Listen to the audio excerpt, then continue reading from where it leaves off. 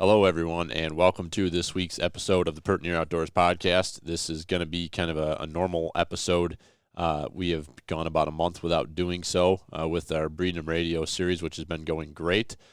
Big Jim hosted the show. He took the recording equipment up to the deer camp, Uncle Tim's deer camp up in the Adirondacks for the early muzzleloader opener, and those guys had a great weekend and did a nice job putting a podcast together, and really enjoyed listening back to this one. So wish I was there. Unfortunately, this is always going to be my wife's birthday weekend, and I don't quite have it in me at this point to want to not be home with her on her birthday to celebrate with her and the kids. So unfortunately, I probably will not be joining them unless that weekend changes a little bit. But nonetheless, here we go with this podcast with these guys. And I hope you enjoy that. Jimbo does a nice job of kind of going around the table, introducing who's there. So I'll let him do that. But just a reminder to everybody that we are doing our Breeding' 'em Radio series. We're doing live shows each week. So we've had 4 so far. They've been a lot of fun. It's been fun to use the Bullhorn FM app that we have. That we are using, not that we have. The app that we are using is Bullhorn FM. So what that is, you probably heard us talk about it. Maybe you've even listened to the episode on here on our normal podcast channel and have not tuned in live. If it's something you're interested in, we're having a ton of fun with it. And what it is just an app you download on your phone. It's available in the Apple and the Android app store.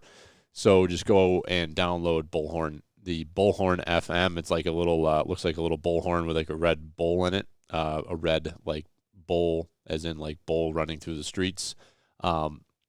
Pretty awesome little features that this thing has, because you guys can actually tune in with us and you can communicate via the message board, and you can even call in and we could make you even a co-host to get your video up on so everybody can see you that's listening.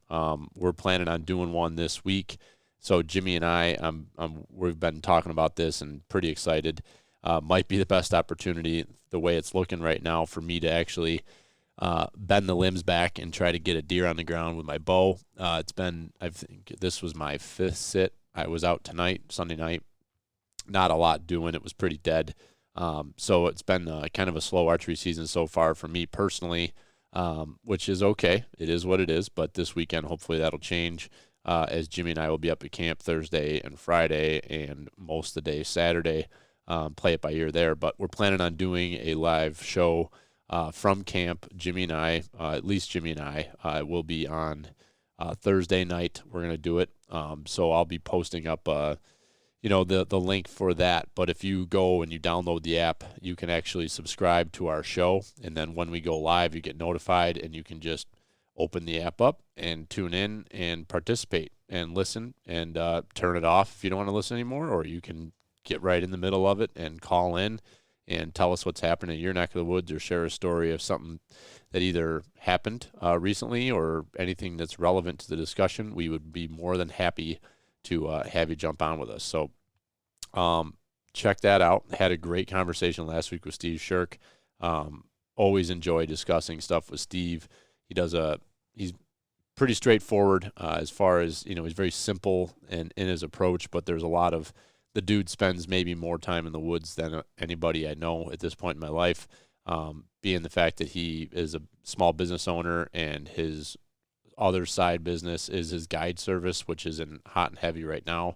So if Steve says this is what he's seeing or what is going on or some tactics that he's using, he's somebody that I'm absolutely listening to. So if you haven't had a chance to listen back to that, we talked about tactics for the end of October, and being that that's what we're coming into right here. It's my favorite time of archery season is this last week of October, and as is Steve's, and some good tactics, some good thoughts as you're getting ready to charge into this weekend. So check that out if you have not already. You won't be disappointed.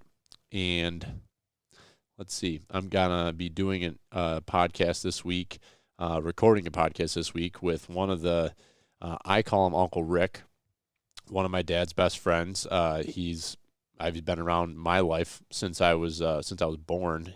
Dad and Rick went to school together, and you'll hear more about him in the podcast, but he is the mayor of Honeoye Falls, and he's running for county legislature in Monroe County. So I wanted to get him on the podcast to kind of talk about what he's running on, what some of the things are that are important to him, and support him as he's running for office at the county level for the first time. He's been very involved at the mayoral level in our small town of Honeoye Falls, where I grew up. But, I think Rick stands for a lot of great things. He's a great guy, and have known him my entire life and want to support him. And, for people that aren't aware, we have local elections coming up here. You've probably been seeing the signs. So November 2nd is the day to go out and vote. So educate yourself, find out who the people are that are running in your county and in your town, any of the different municipalities, things of that nature, and get educated, get informed, and go out there and voice with your vote. It's very important you do that. So that's what the theme is going to be of that bonus episode this week. I'll probably drop that sometime maybe Wednesday. I want to get that out ahead of the weekend, ahead of vote next week, the first week of November on the 2nd. So that's the game plan there, and I think that's about that. I'm sure there's more. I always say that, but we're just going to let her loose, let you enjoy the conversation with the guys up at camp in the North Country, and I wish you the best of luck and hope to talk to you on Thursday night with some bucks hanging on the meat pole. Thanks, everybody. Have a great week.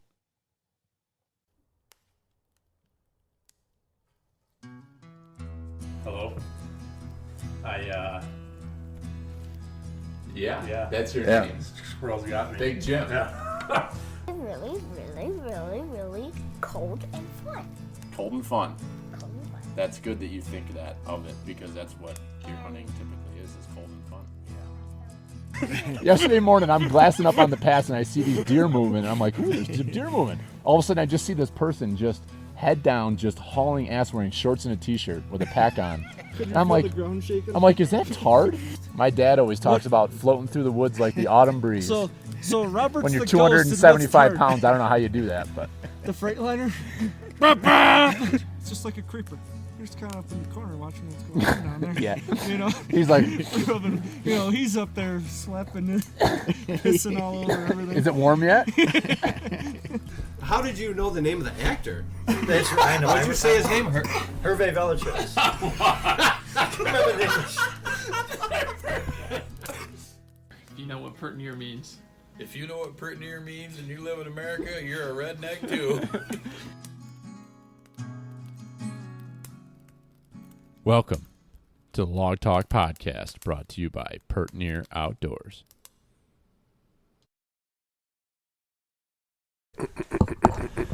Can you hear me clear my throat? I heard it's really good to eat on a podcast. Yeah. I love that.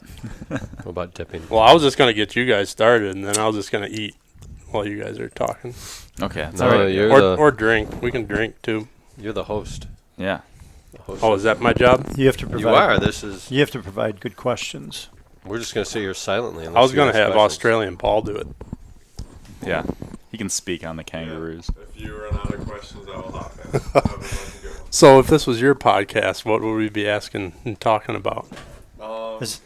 So I would say Are we the live? basics, like, It's running. Okay. So, go ahead. I'd be like, how was your weekend so far? It's a good question. We drank a lot. We drank copious amounts. Describe your weekend, everyone, in like Wet. a sentence. I can do it one word. Wet. Wet. Wet. I don't think anybody's going to argue that statement. Yeah. Wet with a deer, Yeah. a buck that I didn't shoot at. So. Yeah. You messed up today. Oh, yeah. Well, we need to. Yeah. That's a whole nother story. Well, I guess we'll just get this started by saying we're at Muzzleloader Camp, and we did a episode last year at the end of this weekend, and we had a lot of success on that one. But this year the weather is not cooperating so much, so today was pretty much a washout the whole day. We had a couple hours in the morning. Tim's the only one that really had an opportunity. Yep. And no loins. No loins, loinless. No dice. Yeah. If I handled it differently, obviously. Well, walk us through it. Yeah. Let's share the story. Well, it'd been up here all week. with the wife and stuff, and did projects around here, did work, and I did a lot of scouting, a lot of walking around. And I ended up finding an area, and I had talked to Brother Chris about hunting there, and there's actually several spots I found, and I showed him that one, and we put a stand up there, his stand. He was going to hunt it, and he didn't hunt it this morning because a side story of his muzzleloader, we had a bullet stuck in the muzzleloader, which is another story. I don't want to go off on a tangent right now. So he went duck hunting, and I went and hunted the stand, and it was raining when I got in there, and I put up my portable umbrella in the tree right away. I don't know if we can call it the real name or not. Is that what they're called? Yeah. It's up to you whether we call it. Yeah, we should probably stick with portable umbrella. Portable. So we used the umbrella. I put it up right away, and it was a good thing because it rained the whole time. It was just dark morning, raining, and but it's a beautiful spot. A little bit of a side hill, long sloping hill where you could actually see quite a bit. And there's an old stone fence and somewhat of a game trail running along that. And kind of looking downhill at that, you can look uphill. You can see into the timbers and mature woods pretty good. And just a nice open spot. And about a little after 8, the rain stopped. And it had come down pretty heavy a couple times. And then the rain stopped, and 10, 15 minutes later, I happened to notice movement to my right. Ground's wet, the leaves are wet, and I didn't even hear it. I turned to my right at 3 o'clock. There's a buck walking towards me 25 yards away and closing. And I never heard him, wasn't ready, and, But I actually was focused in other areas. I didn't expect him to come that way, but it's a new spot. I didn't know, so I figured I'd just let him walk by me. He was probably got less than 10 yards behind me walking, and I pulled the hammer back on the muzzleloader, and I'm not positive, but I believe that's spooked him, or he maybe got my scent, but I thought on my peripheral vision to my right, I had seen some movement, but I was looking to my left because he should be popping out. I figured, well, this would be a gravy shot.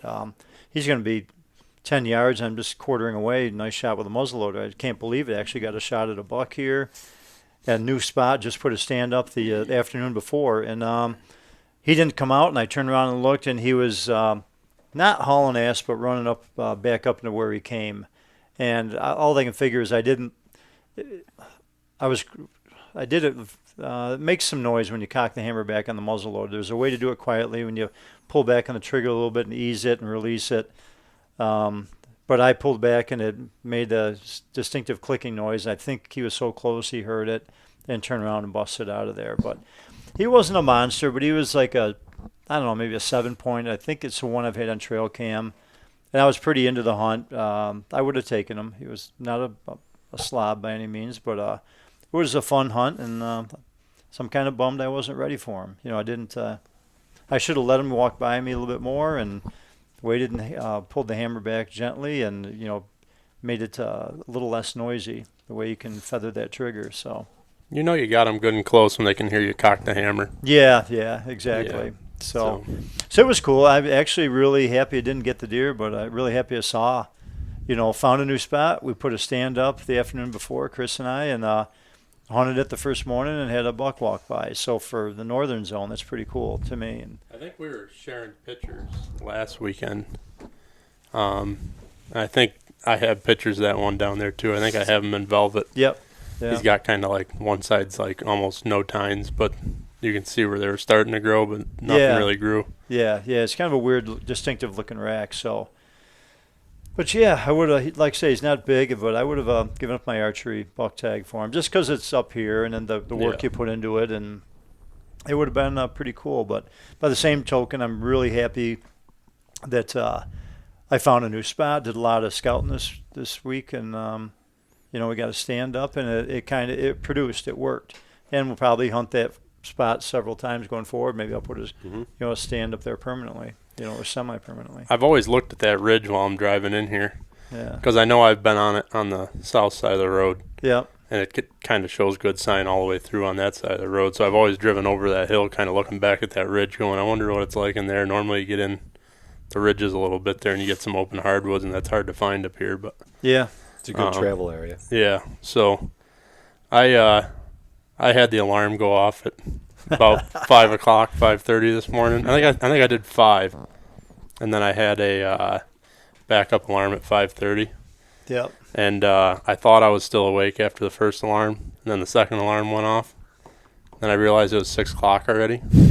Yeah. So I must have slept through like an hour of alarm clock. Well, that's how it goes. But Wow. I also didn't get down there into bed till after 1. So Yeah, it was. I think it had been 12:30 when you left here. yeah, That was a And good I was night. like, oh Yeah. damn, it's gonna be a rough morning. yeah. I mean, I pretty much just drank beer, so I was probably almost more tired than I was hungover. But That's what I was. Yeah, I was much Yeah. tired, but so I don't even know why I did it this morning, but I took my pack with all of my stuff, like I was going to videotape and everything. yeah. We knew what the weather was coming. Like I shouldn't even have bothered with the pack, but Mhm. I got out there and I got set up over the food plot that we've been working on, and we had a picture of a doe in there at 4:30 this morning.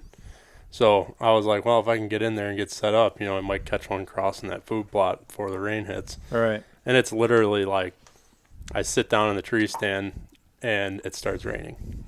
I'm like, son of a bitch. I think I was going to pull the camera arm out of the backpack, and it started to sprinkle, and I'm like, screw it, and I just slid it back in the pack. Yeah. But I was kind of keeping an eye out over the food plot. It was still pretty dark, but I caught movement going across the food plot, and I saw the tail. I don't know if it was flagging or what, but I think it came out of the brush on the top side and kind of went south and then up the trail out the other side. And I don't know if that was because I just came in there and made some noise, but it wasn't running or nothing. But I never saw anything after that. So, and then that 8 o'clock point where you said that it was raining pretty heavy, there was some lightning going on too and thunder every once in a while. And for the most part, it was off to our west. But I texted Jim at one point, and I'm like, if this gets any closer, I think I'm getting out of this tree. And that lightning went, and then the thunder went, and I'm like, that was pretty close. Yeah. And I'm like, screw this. And then it started raining harder, and I'm like, I'm done. I'm getting down. So by the time I get to the base of the tree, it is like torrential downpour. Right. And I throw the poncho on, and it literally I think it made it worse because it like just funneled the water to my sleeves. Yeah. Like Right. my sleeves were sopping wet. And literally, I almost went up the hill and went to the lean-to to hop in the lean-to. And just waited out because it did show on the radar there was going to be a break in the weather for a couple hours. Yeah. And I'm like, man, that radar is wrong. This is stupid. I'm just going back. So I ride the four-wheeler back, and I'm literally like popping out next to the barn, and it stops raining. And I'm like, now I'm soaking freaking wet, and it's done raining, and now I'm out of the woods. Yeah. So we ended up still hunting across the road, and we didn't come across anything else. But it was a nice walk, and then we got soaked on the back end of that on the way to the house too. So. Oh yeah. Well, Chris dropped me off on the way out when he was going to the state land, Penn Mountain, to look for check out the duck ponds. So when it was raining like hell, I'm like, I had my umbrella thing set up in the tree, and I'm like, this is not even because I'm quite a walking distance from camp, and if I'm going to get down and walk, I'm like, I'm going to get soaked anyway. I might as well stay here. I'm semi, I can't lean against a tree, but I'm staying semi decent, And then it let off, and things got nice. And actually, this is when I started hearing a few shots. Down to the south and west, I started hearing a few shots. Within that following hour, I think you guys heard stuff too. I think. Yeah. Yeah, I heard some shots. Yeah. So I think things got up and moved, but that was pretty good. I mean, the weather has sucked, but yeah, it was. I mean, I came in here at like noon, 12:30. Yeah. And the water was just pouring down the road. Down the stream was full. The road it was crazy. It was white ridiculous. water at the end of the driveway here. Yeah. I mean, at a certain point, you're not even hunting in that rain. You're just surviving and just waiting for that next I know. next clear weather to roll through. I know. So how was your morning, Dave? Why don't you let us know how you did? It was pretty good. Well, spoiler alert, we had no deer come by, so no dice today. But it was a pretty good morning. We have my buddy Paul from college here, the big Australian. Mm-hmm. Big old bastard. So yeah, before we went out this morning, you wouldn't shut up about the kangaroos and shit. But so we had this hunt last year. For the dedicated listeners, if you remember Lewis Joe. Yeah. AKA LJ. Yeah. That kid was a damn monkey. He was hanging off of trees out back, and it was crazy. So, last year we had the triangle of death is what we were calling it. It's 3 tree stands, just about within eye shot of each other. Yeah. And in this area, you can basically cover this whole territory, and any deer that comes through, you're gonna see it, and you can communicate. You can shoot each other a text, and you have a pretty good chance of putting one down. And so Paul and I went back there this morning, and I thought we might be able to text each other, but he didn't have service, and which was it's a shame. But we got set up, and it got pretty wet as we opened up the podcast with. It got real wet. At one point, it starts downpouring, and I'm like, you know what? At least I'm going through this with everyone else out here in the woods. I'm going through this with Paul. Come to find out, Paul got out of the stand. He got out of the stand. He was smart enough before that came. To go back to camp. Yeah. I get back to the cabin. He tells me, "Oh yeah, I got back before the downpour." I'm like, "You got to be kidding me." I don't blame him. But yeah, you know what? He's the smartest one of all of us. But the hunt was good. Survived the rain, and you had a few clear moments where you have that feeling in the air where you feel like something could walk through, like it's time for something to be moving around. It just didn't really happen. But it was still, a nice morning, and I think we all made the most of it, and, I definitely enjoyed it. Did you have any water in your boots or anything when you got back? Oh, boy. So, all right, I got to inform the listeners here. All right, Blundstone boots, all right? They're great work boots. They're good around the city, good around, good around, the city farm, boots. whatever. Yeah. You know what? They're all right. Not bad, all right? I'm not going to knock them. Don't go hunting in them. I'm going to tell you that right now, okay? Not in a rainstorm. Yeah, don't bring them out in the rain. My boots, they got swamped. So I got back to the cabin, and I'm like, oh man, I'm just like squishing in these boots back here. If I wasn't seeing any deer, and if there's any deer around, they heard me squishing back, and so that you could hear my footsteps. And so I emptied them out right off the deck, and there's just puddles in there, and I'm like, just wringing out my socks. So, you know what? Get yourself a pair of tall boots, Keep yourself dry. Your pants really soaked it up well, too. That took two cycles in the dryer to dry those out. It was bad. So I'm sitting in this tree stand, and you know how old tree stands go where that top lining of cloth really like wears away, maybe a squirrel gets at or whatever, so you're sitting on the foam. And all of that foam is like it's like a pool for all the water. So I'm just sitting in a pool of water. And every time I stand up this morning and stretch my legs, I would hear just water dripping off my pants from sitting in that pool. And that whole walk back, I'm like, oh man, I'm just like, I'm just soaked. Yeah. So yeah, it's a miracle I could actually sit out there for as long as I did and not get too cold. That was a wet one. That's probably the wettest hunt I've ever done by far. I mean, some of the wettest, weather I've ever experienced. And Jimmy, you said like the thunder and lightning came in. It came in right over me. The woods were lighting up right over me. See, I didn't get that. It was crazy. I was across the street at the other piece of state land, probably a couple miles away, and I didn't get the huge downpour that you guys were describing. Oh, it was brutal between it had been like 7:50 to 8 o'clock or something. It was, I heard the freaking let loose. It came through and it got dark and it just came down. I'm like, holy, what are you going to do? You just hang there. Yeah. I got a little bit You hurry of rain, back to the house, so by the time you get there, you're wet and it's done raining. It was cool though, because for me, all of us being out there, it's a game of chance. We all put our time in. But actually, I had a buck walk by me. That was cool. I didn't get a shot, but it was pretty cool.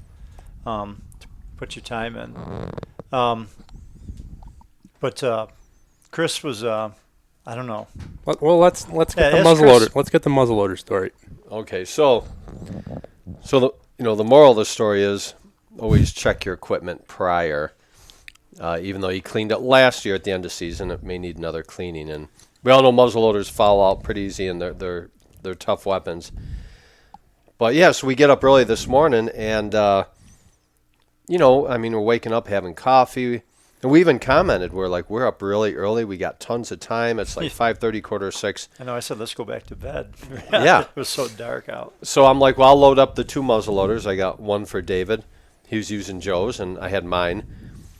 And, I drop the pellets in, and I go to actually load the round. I take the ramrod, and I push. It always goes in hard to start, and then I had it going, and I got down, and, man, it just stopped, and it was probably at least 2 inches from where it should be seated by the black powder. and I got a towel like on the ramrod, and I'm pushing as hard as I can, which usually will do it, and that sucker would not move.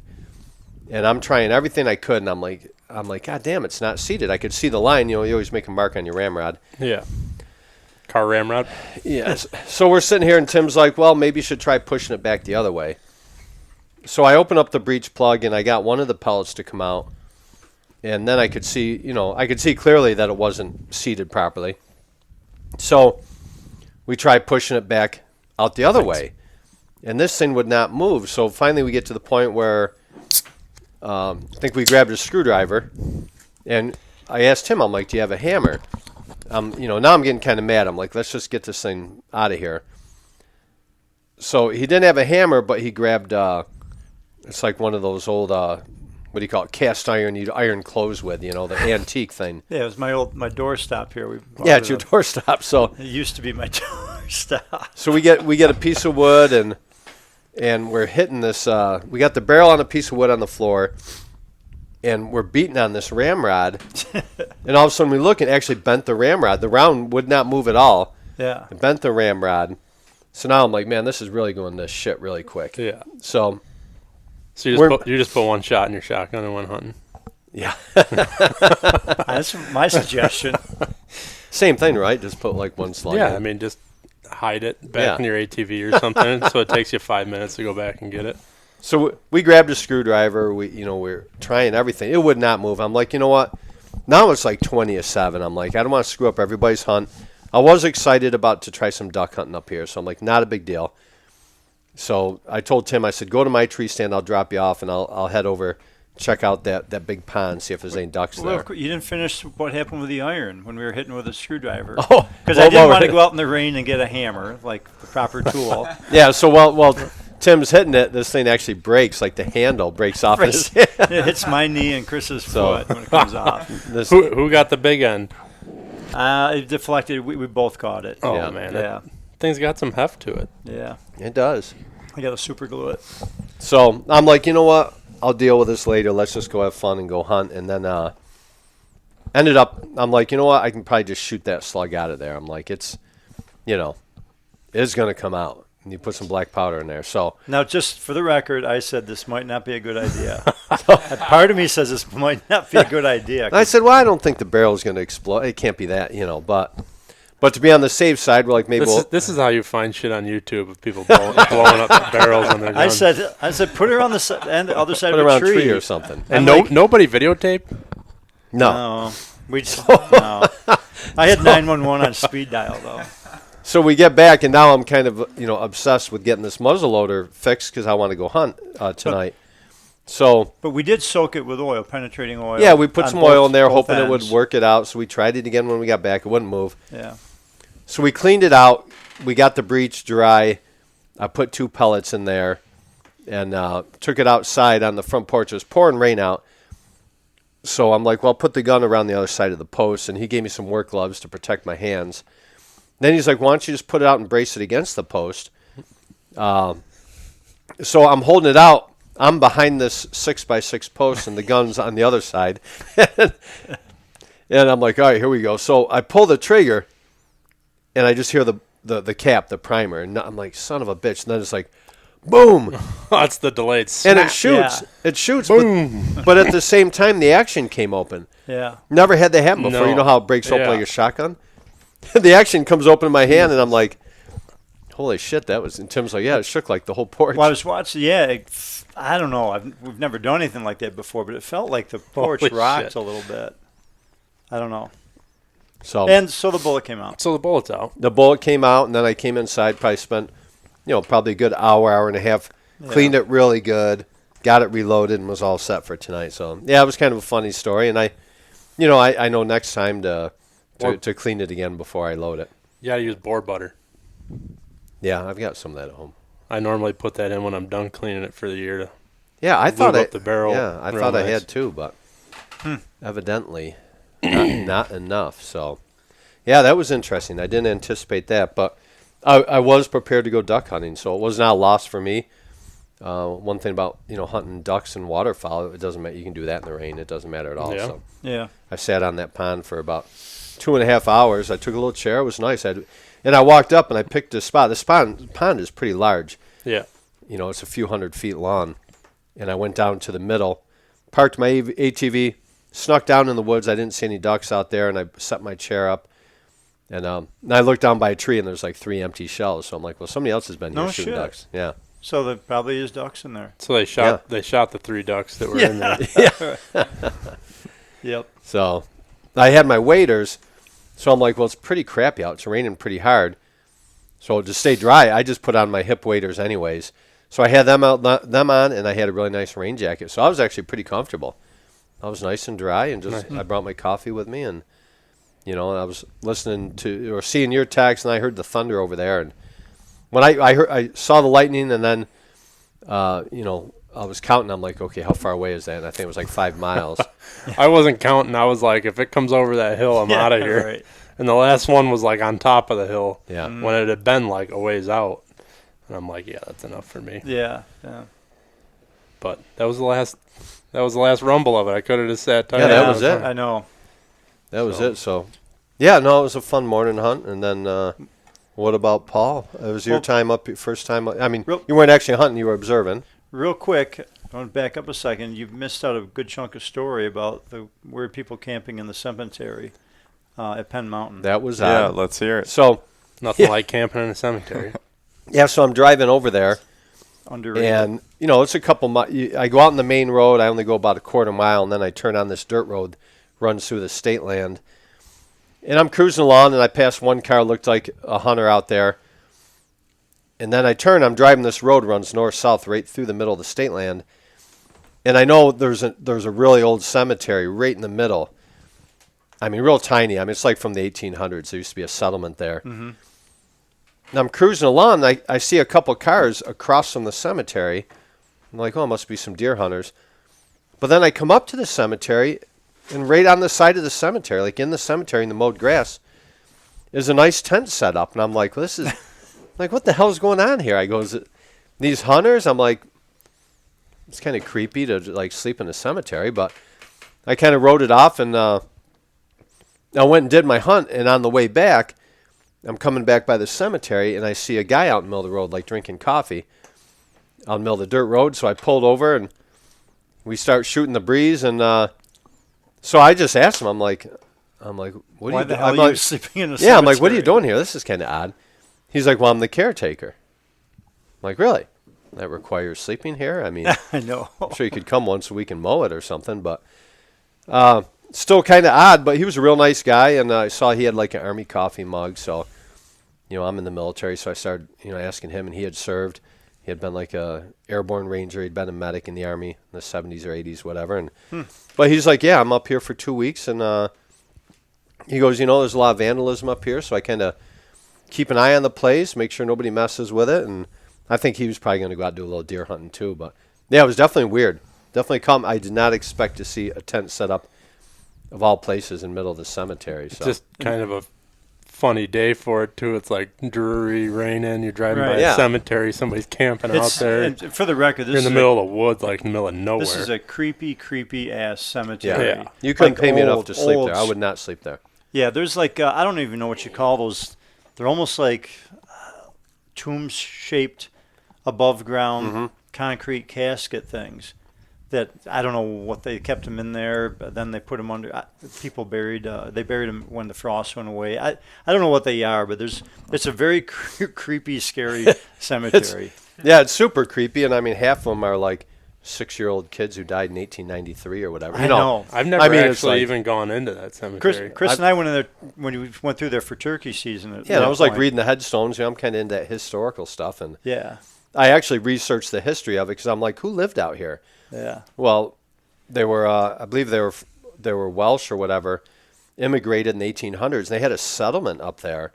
It was a rough life, and they, you really can't farm it. I think they tried, but it was actually a settlement up on that mountain.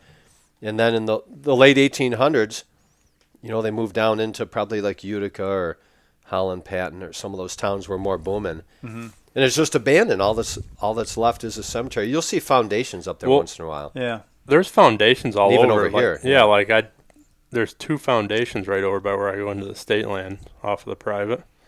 There's two right in there. And then, I mean, right off of Latimer? Yeah. Yeah. If you go down in and then turn to go up the hill on the trail. Yeah, I've seen that I one. cut straight off to go into my tree stand. And there's foundation on either side of where I go through the middle of. But Jim's got pictures of like way back in the day from up here. And it's all like, this was all pasture land. No shit. Like way back in the day. It's wild to think about because now it's all like super thick forest. But right. way back in the day, this was all, it was wide open pasture all the way down the hill. It was nuts. Yeah. Yeah, it's amazing how wilderness comes back and takes it over. And it's just hard to think there was people here, they raised kids, went to school, and that civilization is just gone. I mean, it's just all woods now. But, yeah, I wouldn't sleep in that cemetery. It's creepy. I guess that's yeah, it's I creepy. can't say it enough. I asked him, I told him, I said, that's pretty creepy sleeping here. And he's like, well, they don't, something like, no, they don't bother me. And he's like, I don't bother them, so. Wow. So he's kind of confirming something's there. Yeah. He's had enough of people that can talk back, so he hangs out with the ones that can't. Right, exactly. On that note, Paul, what do you got? Well, first of all, I'm glad I don't have to sleep at the cemetery and have a roof over my head. Yeah, no, I'm super thankful that I'm back at the camp, experienced some hunting. For all of those of you who don't know me, I'm the Aussie. I'm actually not from Australia. I'm from Austria, so same fucking thing. Yeah, same fucking thing. If I like remind you a little bit of Schwarzenegger, that's where I'm from. I hope my accent is a little bit better than his, but yeah. I'm not as strong as he is, and I've never won the Mr. Universe. Oh, I think you could kick his ass. Oh, I would. Yeah. I would. And I'll be the governor of Vermont or New York at some point, but not of California. For sure. You just got to aim first for being like the mayor of Teddy City or something. Is that a real place? Yeah. we actually already have one of those mayors that's been on the podcast, so you'll have to pick something else. Okay. Yeah. Yeah, I'll go for governor. All right. But yeah, no. So the first time I went to this camp was 4 years ago.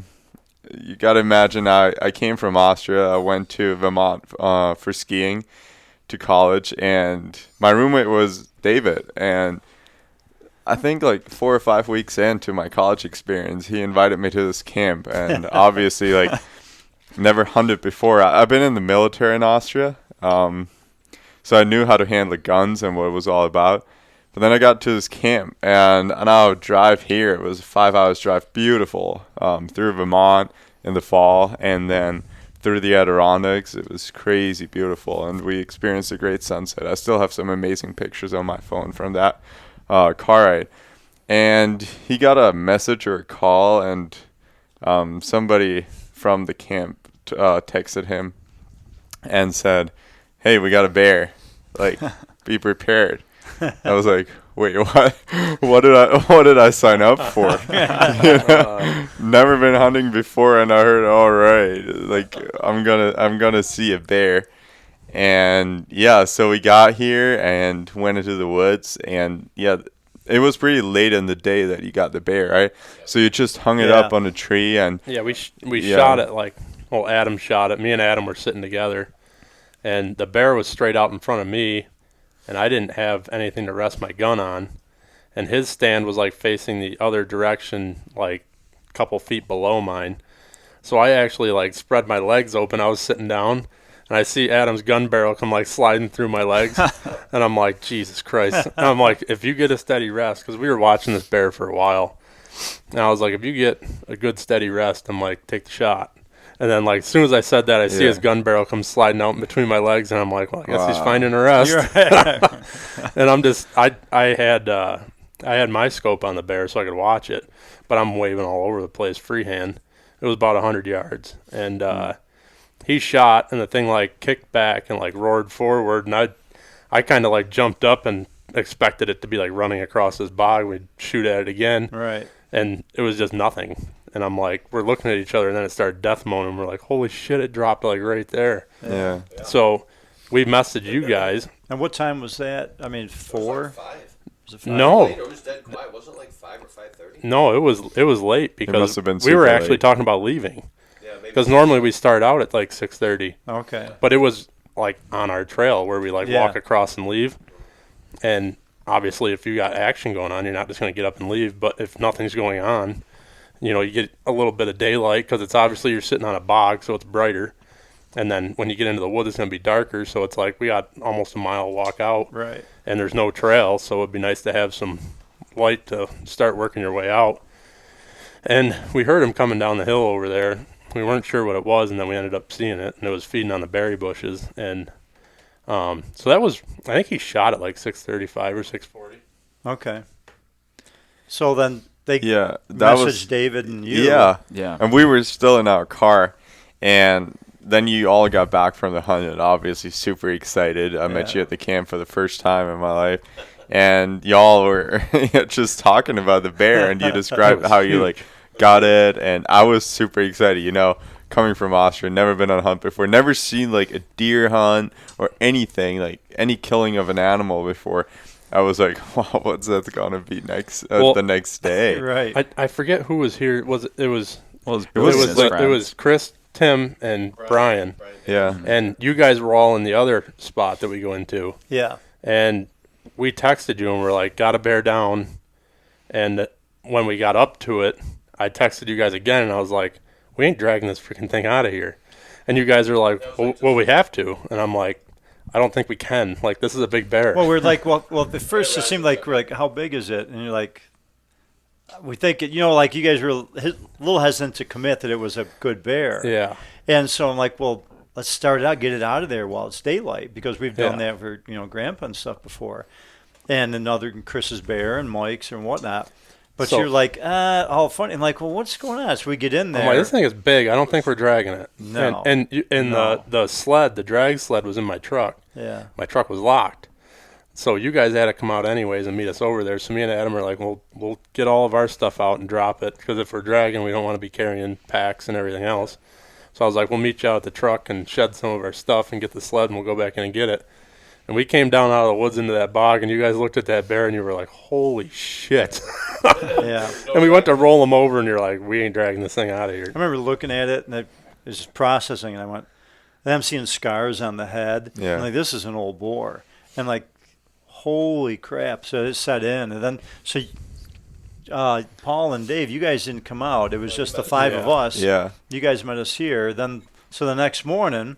Yeah, we would walk back in and basically process it, right? You had hung it up on the tree and threw the intestines away, and I saw this thing, like this huge black thing, and I was just like, yeah, I was mind blown. Like I couldn't speak for a while. I was like, wow. Like we took seriously. like every pack we could find. Like we were taking packs from my in-laws. Yeah, right. And like, you know, everybody had something on them coming out of there. Yeah. Talking about Schwarzenegger, you would have needed Schwarzenegger that day, because you guys got a lot of meat out of that bear. Yeah. It was so big. Like what did the scale say? It was like 400 pounds. Well, the scale's maxed out at 350. Yeah. But the indicator would go further. And we guesstimated it as 375 to 400 by the. Yeah. But it was a big bear. I no problem saying it was around 400 pounds. Yeah. This is a big adult boar bear. It was crazy. And then you like processed it like right there. And I remember you loaded me up with a backpack. I think my backpack was 80 pounds of just meat. And I carried this sucker out, and it was just like. It was such a great walk. Like we were all in such a good mood, because like, you know, everyone's happy when you get a bear. Yeah. And you told me, yo, we don't get a bear every single year, but for me it was like first day I got into the hunt, like this 400-pound black bear for an Austrian who's never been on a hunt before. Like for me, it was mind blowing. Like I told all my friends, my family, and they were like, "No way! Like you experienced that like 5 weeks into your American experience." And crazy shit went down. Like, seriously. And I think it's like easy to forget for you and I, Paul, is like, you know, we've been friends for so long now. We forget that like. That was so soon into just like you and I meeting each other even. You know, that was like the first month that you had been in the U.S. And, I mean, you're still like getting acquainted with speaking English Yeah, daily. right. Like, we're like just becoming good friends, enough to be like, oh yeah, like I got to bring this guy We hunting. need you to carry bear meat Yeah. from my Yeah. So I invite him on a hunt, and I'm like, man, does he even know what he agreed to? Like, I did not know, but I'm glad I agreed to join. Yeah. I'm like, oh man, he's gonna be my redneck family. I'm like, this is gonna be great. So it worked out so well. I was glad that you guys did come. Honestly, it was a good thing we had that crew that year. Two more people to pack, 2 more pack mules to help us. Yeah, a couple of young, strong guys to help. Because everybody was packed down with gear and with meat and with the head and hide. And I carried our stands out. And I think I had meat and stand. Yeah. I think I had the head and hide in a pack. Mm-hmm. That was like, didn't we weigh that? It was like 100 pounds or something? Yeah, it was heavy as hell, man. And it wasn't like a good frame pack. It was like a wicker, wasn't it? It was like a big rubber bag on a wicker Yeah. frame. I mean, it's like if I stood up straight, I would have fallen backwards. Yeah. I had to walk hunched over. And it was warm out that day. I mean, not real warm, but we were T-shirt warm enough. And, we just nonstop out, don't even stop. And we got out there and we're all sweating our butts off. And but it was pretty cool. Everybody pitched in. Cool. Because we skinned it there. We quartered it. Exactly, yeah. Yeah, we put out a tarp on the ground. We skinned it, and we quartered it and packaged all the meat up. The hindquarters, the back straps, the loins, all that, and got it out. It was a really good team effort. I'm glad there were 7 of us. I never would have thought that you'd need or want 7 people, but I mean, 2 people could have done it, or 1 person, obviously. But it's I mean, you would have been multiple trips into there to get that. Yeah, you would have been all day. In and out. Yeah. Mm-hmm. And I think it's cool. I mean, I guess most of your listeners are experienced hunters, but for me, I'm not an experienced hunter, so I can speak for all the people that are listening that don't have a whole lot of experience being out there and actually getting after it. So it was just incredible to see what power a gun holds, or whatever power a hunter holds in their hand, and what you can actually take out of the woods, what you can harvest out there. And that bear, it was just mind-blowing, my horizon got expanded that day. And when we carried the meat out, and we had celebrations that night, and it's so much more than just being out there in the woods. It's more of being social, being with your friends, spending a good time, and then celebrate afterwards, and having beers, drinks, and just talk about what happened that day. Go back in time and reliving those experiences. And for me, that was something new, and I had so much fun. Even though I was not part of when you actually got the bear, just being with you guys and reliving those moments, and being part of your ecstasy, just how you celebrate and how you get excited and how you just cherish each other was so much fun, just being out there with you guys. And then we had a huge bonfire that day too, and we sang, we drank, and I got the full experience. The Saturday night of the bear hunt, especially since we moved back here to your camp. I mean, we just have a party. It's a riot. Yeah, last night it was fun having the bonfire, and we have music, or Chris gets his guitar out and plays and stuff, and it's a lot of fun. One side note of when we were hanging the bear, the night that we got it. There was 5 of us. And we had all we could do to get that thing so the nose was a foot off the ground. It was a tree. We had 3 people. We had the rope up through the crotch of a tree. And I think it got to be, but we ended up with 3 people pulling on the rope and 2 of us bear hugging the bear, trying to, unbelievable. I think we tried it just about every way we could figure it out. Yeah, I think we did. Just to get him a foot off the ground. Yeah. And then we found the gambler. That's what I was going for. Is we had this box with a sled in it. And I think you went to move the box. I did. You went to move the box. Slid up. And this shit fell out of the box. We're like, oh, what's this? And it was a fucking gambrel hoist. And we were like, are you kidding me? It was Grandpa's, and he was always prepared. He was the planner. Yep. But yeah, sure. that was a cool experience, and that was awesome that you were there. It was fun. Yeah. And what most people, they always just hear success stories of when you get something. But I feel like there's so much more behind it, all the prep that goes into it, buying the equipment, spending hours on the internet, what kind of gear should I get? Where should I hunt? What kind of rifle? What season is it? Where do I get my tag? all that stuff, like I've never thought about how much goes into hunting, and like 90% of the time you go in the woods and you come out not getting anything. True. Yep. And I was there for that once every 5 years you get a bear. I was there, and it was I was super grateful when I heard that it's not like an every year kind of thing, kind of event.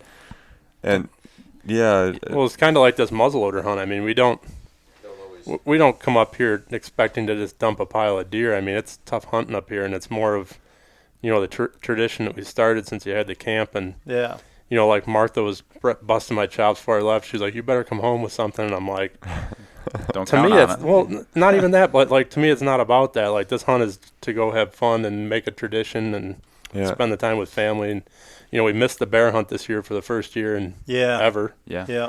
Since you guys started doing this 20-some years ago, and that sucked. And then my kid was sick, and I thought maybe I'd miss this hunt. And I'm like, I gotta freaking go. Right. And then obviously with all the shit the last couple of years, it's just like consistently missing stuff, and it's like I don't care if I kill anything. We just need to keep a tradition. Just good. That's why, rain or shine, it was a good weekend with all of us up here and having fun and still got tomorrow morning. Yeah, we tomorrow do. morning. We're not done yet. Yeah. Well, and to speak on like how much it means to be here. Paul and I, I'm living in Boston now, and Paul's up at Clarkson University in Potsdam, and it's such a long drive for everybody to meet up here, but it's such like a focal point for all of us just to meet in the middle and get together every year. And so it takes a lot to get here, but like you make the time, you take a day off of work, and like we all meet up here once a year and have a good time. Exactly. And it just makes it all that more special. Yeah. But what I wanted to ask Paul is like looking back on the few hunts that you've done with me and our family, so that first year, we got the bear. Yeah. We got to celebrate.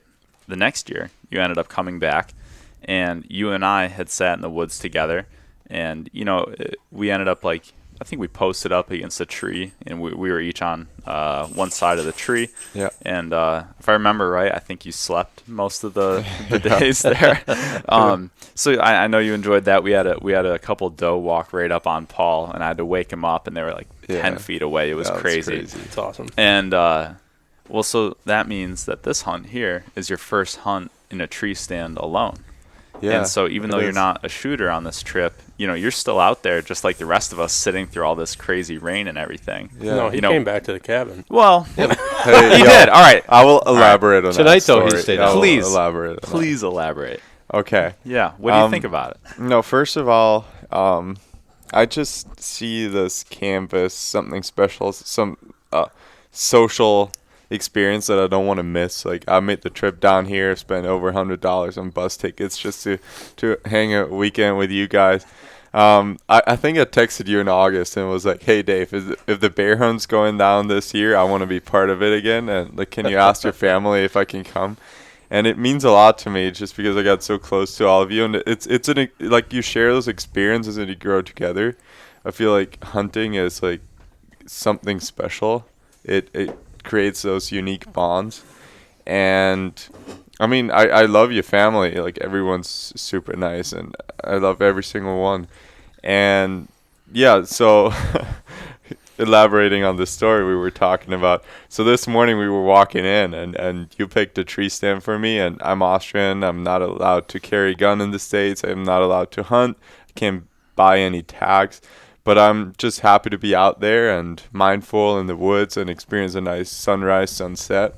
And you picked that tree stand for me. I got up there, and there was this in the tree where the branch was basically breaking off, this little thing was poking in my back all the time. And I was sitting there from like 6:30 in the morning till 7:45, and I was like, damn, I don't have service. I can't text Dave. And it was starting to rain, and like my back started hurting. I was like, you know what? Like, I think I'm better off just like going back and drink a cup of coffee and think like what I've just experienced, and maybe go back out later. And so I went back, and the second I opened the door to the cabin and walked back in, it started downpouring, and I was like, I feel so bad for them, like being out there right now, and I'm the asshole sitting in a warm cabin, like with a cup of coffee and a book smart. in front of me, and petting a dog.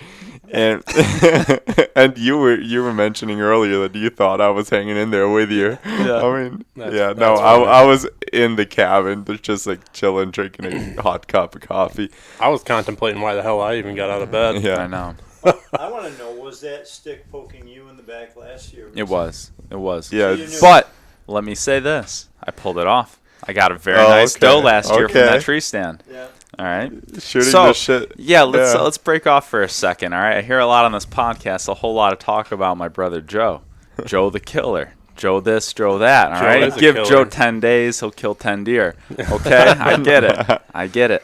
But don't forget, I only can hunt a couple days a year. Yeah. Sometimes I get the job done. I respect that. I don't want that to be lost on this podcast. All right. I'm still here. No, I'm not on these episodes all the time. Can't kill him from the couch, Yeah. Well, it's true. But you know what? You can't forget that. And also, I'm going to raise the stakes on Joe. All right, Joe, I hope you're listening. I remember those pheasant hunts. You know what? I remember sneaking some birds out from under you. You know what? Don't forget that, Joe. Oh, yeah. I'm calling Joe out on this one. So I'm waiting on the retaliation. He graduates from his Navy submarine school in November. So I'm hoping he hops on a podcast, and we'll give him the chance to, speak on these things. Well, David is... I think we've never really mentioned that David has a freakish ability to shoot birds and clay pigeons in the air. Yeah. Like many times that bachelor party, you guys said he won the clay pigeon shoot, and he had never shot clay pigeons before. And you're pretty good. Like pheasant, you are freakishly good at shooting things in the air. Well, the bird hunting is just so much fun. It is it's just a whole nother flavor of hunting that is just so enjoyable. And then you throw in the competition of it. Yeah. And, so much of my life is these competitions and like athletic pursuits, and then you get to add that to the hunting, and then it's just that much more enjoyable for me. I shot the money bird out from underneath Tim a couple of years ago. It feels good, doesn't it? Tim took a shot, and then he missed, and I dumped it. Oh, I didn't even give him a chance for the second shot. Yeah. Yeah, it's fun. It's pheasant hunts are more camaraderie. You're all out there kind of laughing and joking, and the dogs are running back and forth, and it's just more of a community hunt, so those are a lot of fun. Yep. Yeah, it's a good time. We were talking about David hunting, and you told the boys, you just said it today or yesterday, you said, hey, when we're out bow hunting and deer hunting in the rut, because in November, don't shoot a doe.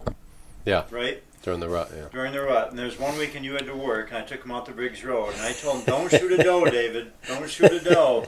I'm like, this is the day. This is a hot day. Following. It's hot out. I mean, not hot, but the rut's hot and whatnot. And so I'm in... Oh. You probably can't hear it. So I'm in. Dave gets in one stand. I get in the other one further back in. I got a buck coming around me, and he's in and out and all over and stuff. And I get a text from David, "Hey, I shot a doe." And I go, he is down. I'm not sure if it's dead yet or not. So I'm like, damn it, I got a buck hot around me. So I sneak down around, and then I can't remember if we finished it off. It or something. Yeah, I think maybe I shot it, helped finish it off. I forget now. But it just cracks me up when I think about it, because Chris is like, don't shoot a doe in November there. And the bucks are moving. And just wait. If you want to shoot a buck, he told me he preached that to you. Yeah. It was like an hour or two into the hunt. You're like, hey, I shot a doe. It was early. It was early. I hadn't left for work yet. I think he texted me at like 7, quarter after 7. He's like, I got a deer. Well, it's so hard to hold back sometimes. Well, it is. You're excited. It's a Joeism. Yeah. A Joeism. Oh, we might have to start using that around here. Yeah, both you and Joe really enjoyed shooting deer. And when you're young, it's very simple. There's a deer, and it's within range. It's in front of you. I mean, you're excited. You want to shoot it. You're deer hunting, and that's a deer. Yeah. Well, yeah. I mean, if you haven't killed that many deer, I mean, you don't care what you're killing as long as it's a good shot, or you you only get so many opportunities. Mm-hmm. So it's hard to be like, oh, well, there's a doe, but I'm not supposed to shoot it right now. It's like, right. I don't know. There's several ways to look at that, because like if you're trying to get meat, like I have no qualms about shooting a doe and then just sitting tight. If it's the rut, things are moving well. Yeah. Just shoot the thing and let it lay and keep Right. running. And Yep. Go clean it up when you're done. Well, I remember that buck David shot. There was that one year you wanted to put the GoPro on your gun. Oh yeah. And you had the GoPro on there, and I think it might have been opening day. I think we shot bucks on Briggs Road. We went up to camp. You hunted up in Naples that night, and you sat in that little ladder stand you always sat, and you shot a buck there. Yeah. And you had it on the GoPro video and everything. It was pretty cool. Oh, that was such an awesome shot. Yeah, that buck had come in, and there's a little food plot in front of me, and it walked right below the food plot and couldn't get a shot. And eventually meandered down into this little gully, like right off to the left. And I'm looking over a brush pile, and I can see like it's standing broadside there. And I knew I had the GoPro, so that's some extra confidence in me. And I'm like, all right, let's make this happen. And so I took this freehand shot, which I don't even know if I would take it now. I felt pretty bold when I was taking that shot, and can't believe it. I ended up getting it, and I remember it was such a cold morning. Just like it was gutting cold. that deer and just being able to actually like do that myself and get my hands warm. Yeah, it was the I best know. thing ever. I'm like, this was the way to do it. Yeah. I've got life figured out now. This is Yeah, great. that's right. That is the best, a cold morning. Yeah. When your got a hands deer, are frozen, it's fantastic. I know it may sound Yeah, gross, but it it's, does. if you think about Yeah. it, it can be weird or gross, but there's certain amount of satisfaction there. So, Yeah. No, if I could right be or like wrong. if I could be like Luke Skywalker and crawl inside and get warm, I would. But Oh, you just went over the line with that. Jeez. All right, bring it back. No, Inappropriate. that Chris. GoPro footage was pretty cool too. was- I remember watching that back, and obviously it's a GoPro. It looks further than what it it looks was, like but it's like yeah. 300 yards Yeah. away, and David. Yeah. I'm like, it was like 30 yards from Dave, but the video shows it like yeah, Yeah. it's just the way the GoPros film. yeah. But it's like you see his barrel rocking. And he's shooting. Yeah. Well, you know what? To Joe's credit, he's had some incredible deer shots too. Yeah.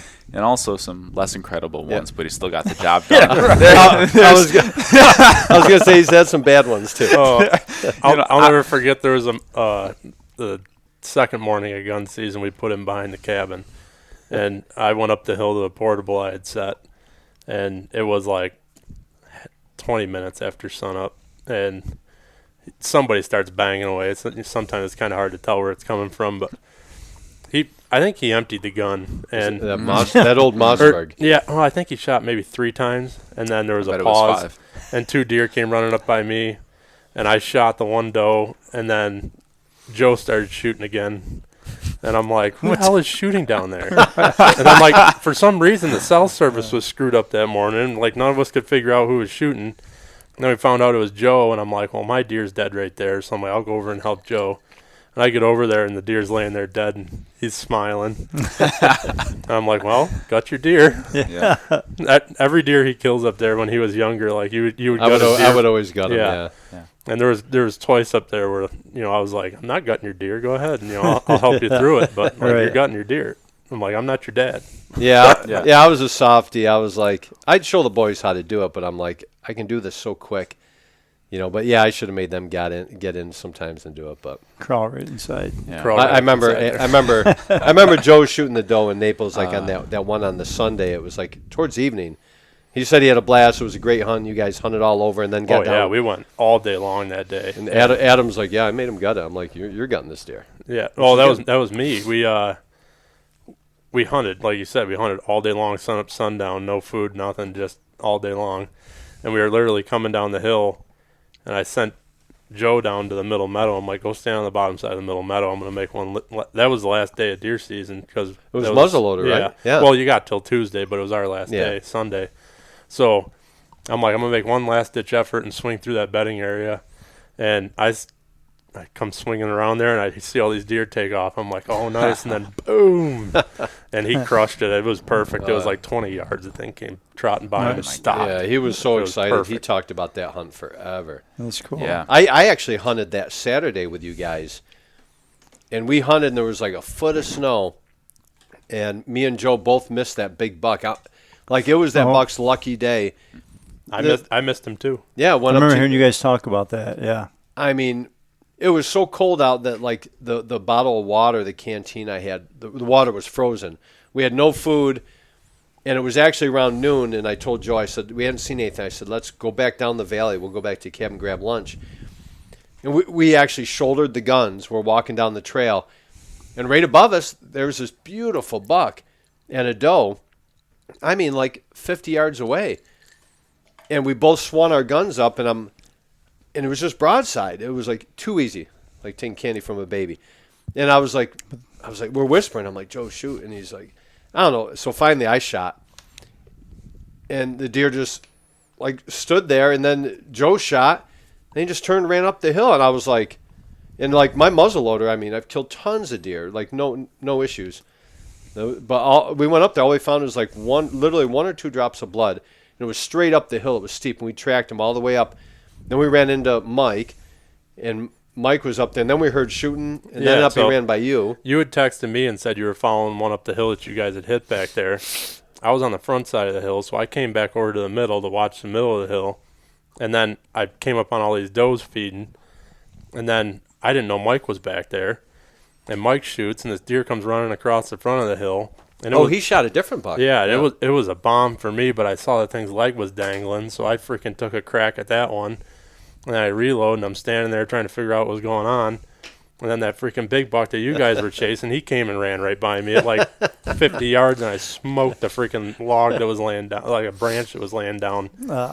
Yeah, I was like, how did I miss that deer? And I go up there, and I could see the branch that I had hit split in half. I'm like, damn it. Yeah. We got up top that hill, and all 4 of us finally met up. And by then, I don't know, it was probably like 4 o'clock. Still hadn't had lunch, no water. Yeah. And I remember standing there, we're all talking. I remember Mike grabbing snow, and he just started like eating the snow. and I'm like, that's a good idea. I'm really thirsty.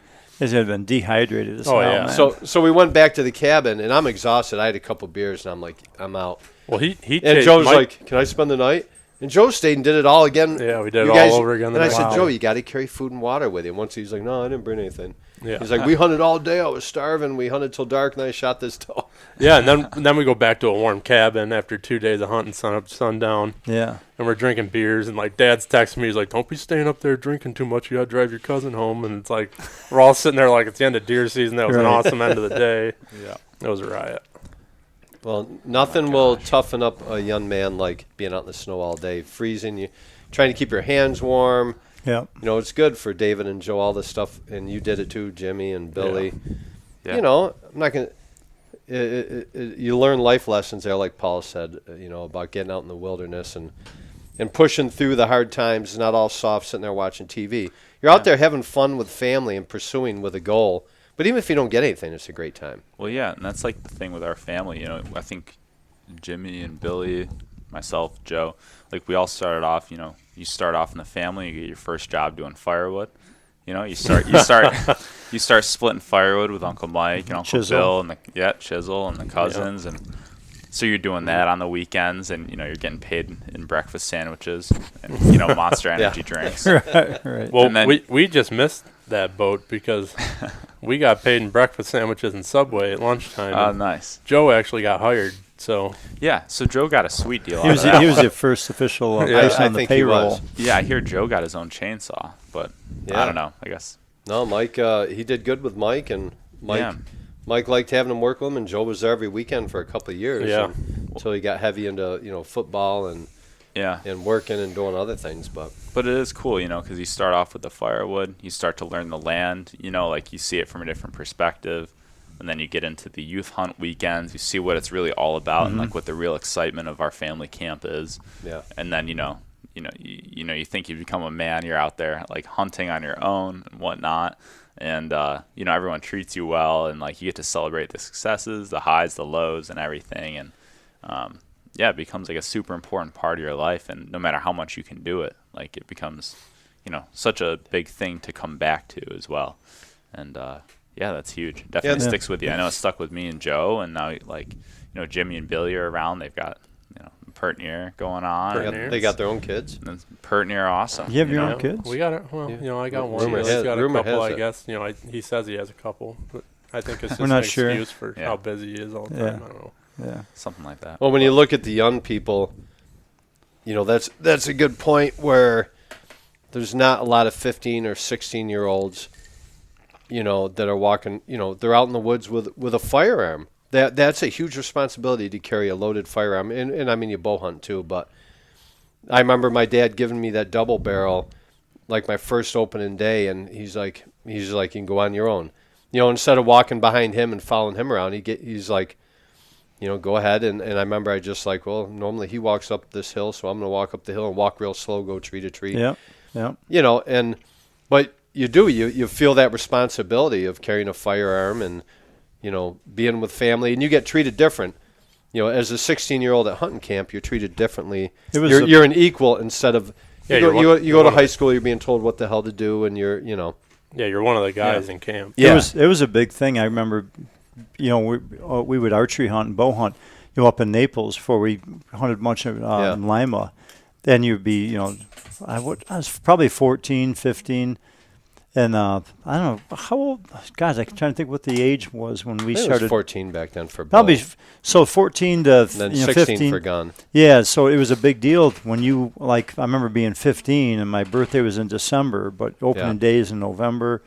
Like I had to go home with like the other young kids or whatever. Yeah. And she was like, you know, you couldn't wait to be 16 so you could hang there for opening day. Oh yeah, which used to be on a Monday. It was a rite of passage. You were there all weekend, but then you had to go home. You know, like you were.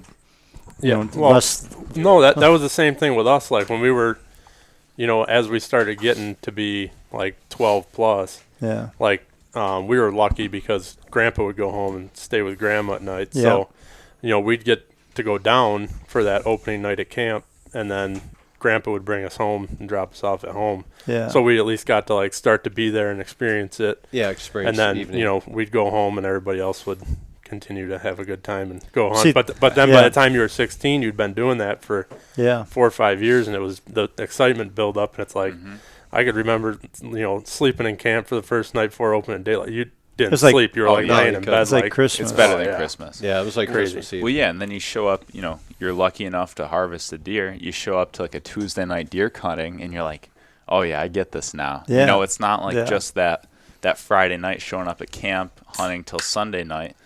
But then in the middle of the week, you know, you're throwing on football with all the guys, all the uncles and everything, and friends of the family. Yeah, you're cutting deer up, and you're telling your stories from the weekend. So a lot of us don't hunt the same location, so you're pitching in. Everyone's helping each other out. Yep. You know, you're like you said, you're catching up on stories, having a drink, and like, yeah, I mean that's it brings the family so close. It's incredible. Yeah, for sure. Go ahead, what you have? No, I was going to say, but kind of to bring what Paul said in, and what, you know, as far as like you're, you know, obviously not a young person, but you're new to hunting and new to this whole thing, and it's really cool. I mean, it's like I don't know, it's kind of cool to hear you say how fun it is for you to be part of this now, and you know how it's like, okay, from your age, and you can describe it really well, and like this tradition we've got now. And I want to give kudos to Chris that he discovered this muzzleloader season this little weekend. And was it 3-4 years ago we started doing this? At least 4 years ago. I had the camp for 6 years, I think now, and so we've got now a new tradition. It's like 4 years old, but it's kind of cool, and it's like it makes you feel good that like Paul and like we all enjoy it. But it's like, you know, you're newer to the group, and how much it means to you to come up and be part of this. Like you've been looking forward to it, and Tex and David, and so it's kind of cool to see. Got some dry crust in your throat. It's that Utica tomato pie, Captain. You got to eat meat.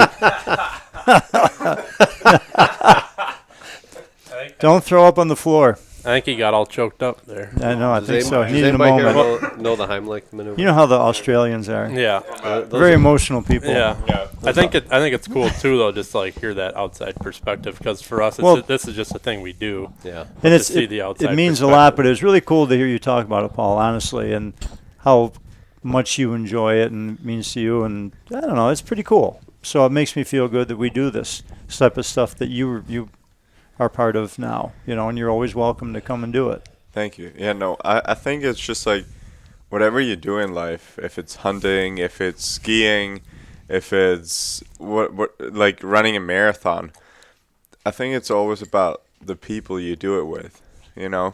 Right. Mm-hmm. Yep. Even though you're out there in the tree stand by yourself, like there's constantly that thinking going on, how are the others doing? Like, have they seen anything? Right. Like, yeah. And that's always like part of the thrill of going out there and hunt. Like, I don't carry a rifle. Like, I'm out there, and even if I see a doe or a buck or whatever, and I can't shoot it, I'm always like thinking, hey, does Tim see anything right now? Or how's Chris doing? How's David doing over there? How's Jimmy doing? You know? And it's always like, I can't wait to hear, like, if they've seen anything, like what happened to them. And then we all do it in such a social way, you know? Yeah. We have food together. We sit down together at this table and we talk about it.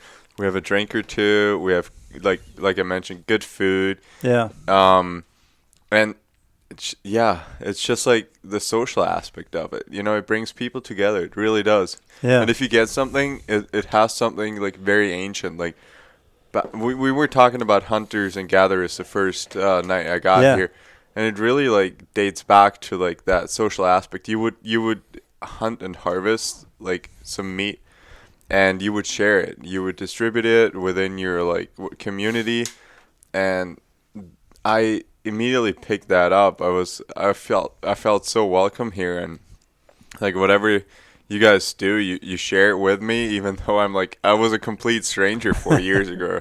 Yeah. And that's why I'm like I want to come back to this camp because it is truly special. Yeah. That's cool. Yeah. And makes me feel good, you know, with everything we do, and created a new tradition 4 years ago. And Chris, you're the one who started it here. Hey, there's a muzzleloader season. You know, you can up north. You know, we can use our tags. I Hunt, was looking for any reason to come up here and yeah. I was like, we can hunt with a gun early up at Tim's camp. Yeah, and it's like Paul, what you said. It's cool. Like, you know, there's a gunshot. Like, hey, who was that? You know, you guys were texting. It sounded like Tim. Tim, was that you? Like, nah, that was south and west of me. But everybody really cares. Like, you know, when you hear something like, hey, hopefully it was one of our guys shooting. Yeah. Yeah. So it is pretty cool. It is like it's a good social aspect, I guess. And everybody's pulling for each other to have luck. Yeah. And a good time, you know. Well, the nice thing about this sport is, you know, it's across the classes. You don't have to be rich. You don't have to be a millionaire to do this. You know, I mean, you can hunt with relative. You know, it's a working class sport, and there's a lot of rich people who hunt too. But you know, it's an equalizer. You can get out and have fun, and you don't have to spend $100,000. You can, at the bare minimum, you can go find some good state land and just walk around and with a $200 shotgun. Right. You know, and some Walmart camouflage or maybe some old military surplus camouflage. Yep. It really doesn't matter. You know, that's the cool thing about hunting. It's, you know, it doesn't matter what type of gun or camouflage you have. It's just getting together and having a good time. We're fortunate that you have this camp. Yeah. You know, I know a lot of people. There's a lot of people out there, and I know people who have no place to hunt. They have to go to state land. Yeah. You know, we have 2 hunting camps, plus I own land that you and I hunt. I mean, Bill and Mike own. We have a lot of options. Yeah. So we're very fortunate in that in that respect. But like just you having this camp here is, we love it. It's awesome. Come up, it's beautiful. It's cool. It added a whole nother aspect. You know, a northern zone to hunt with. Come up here for turkey, for bear, the muzzleloader, archery.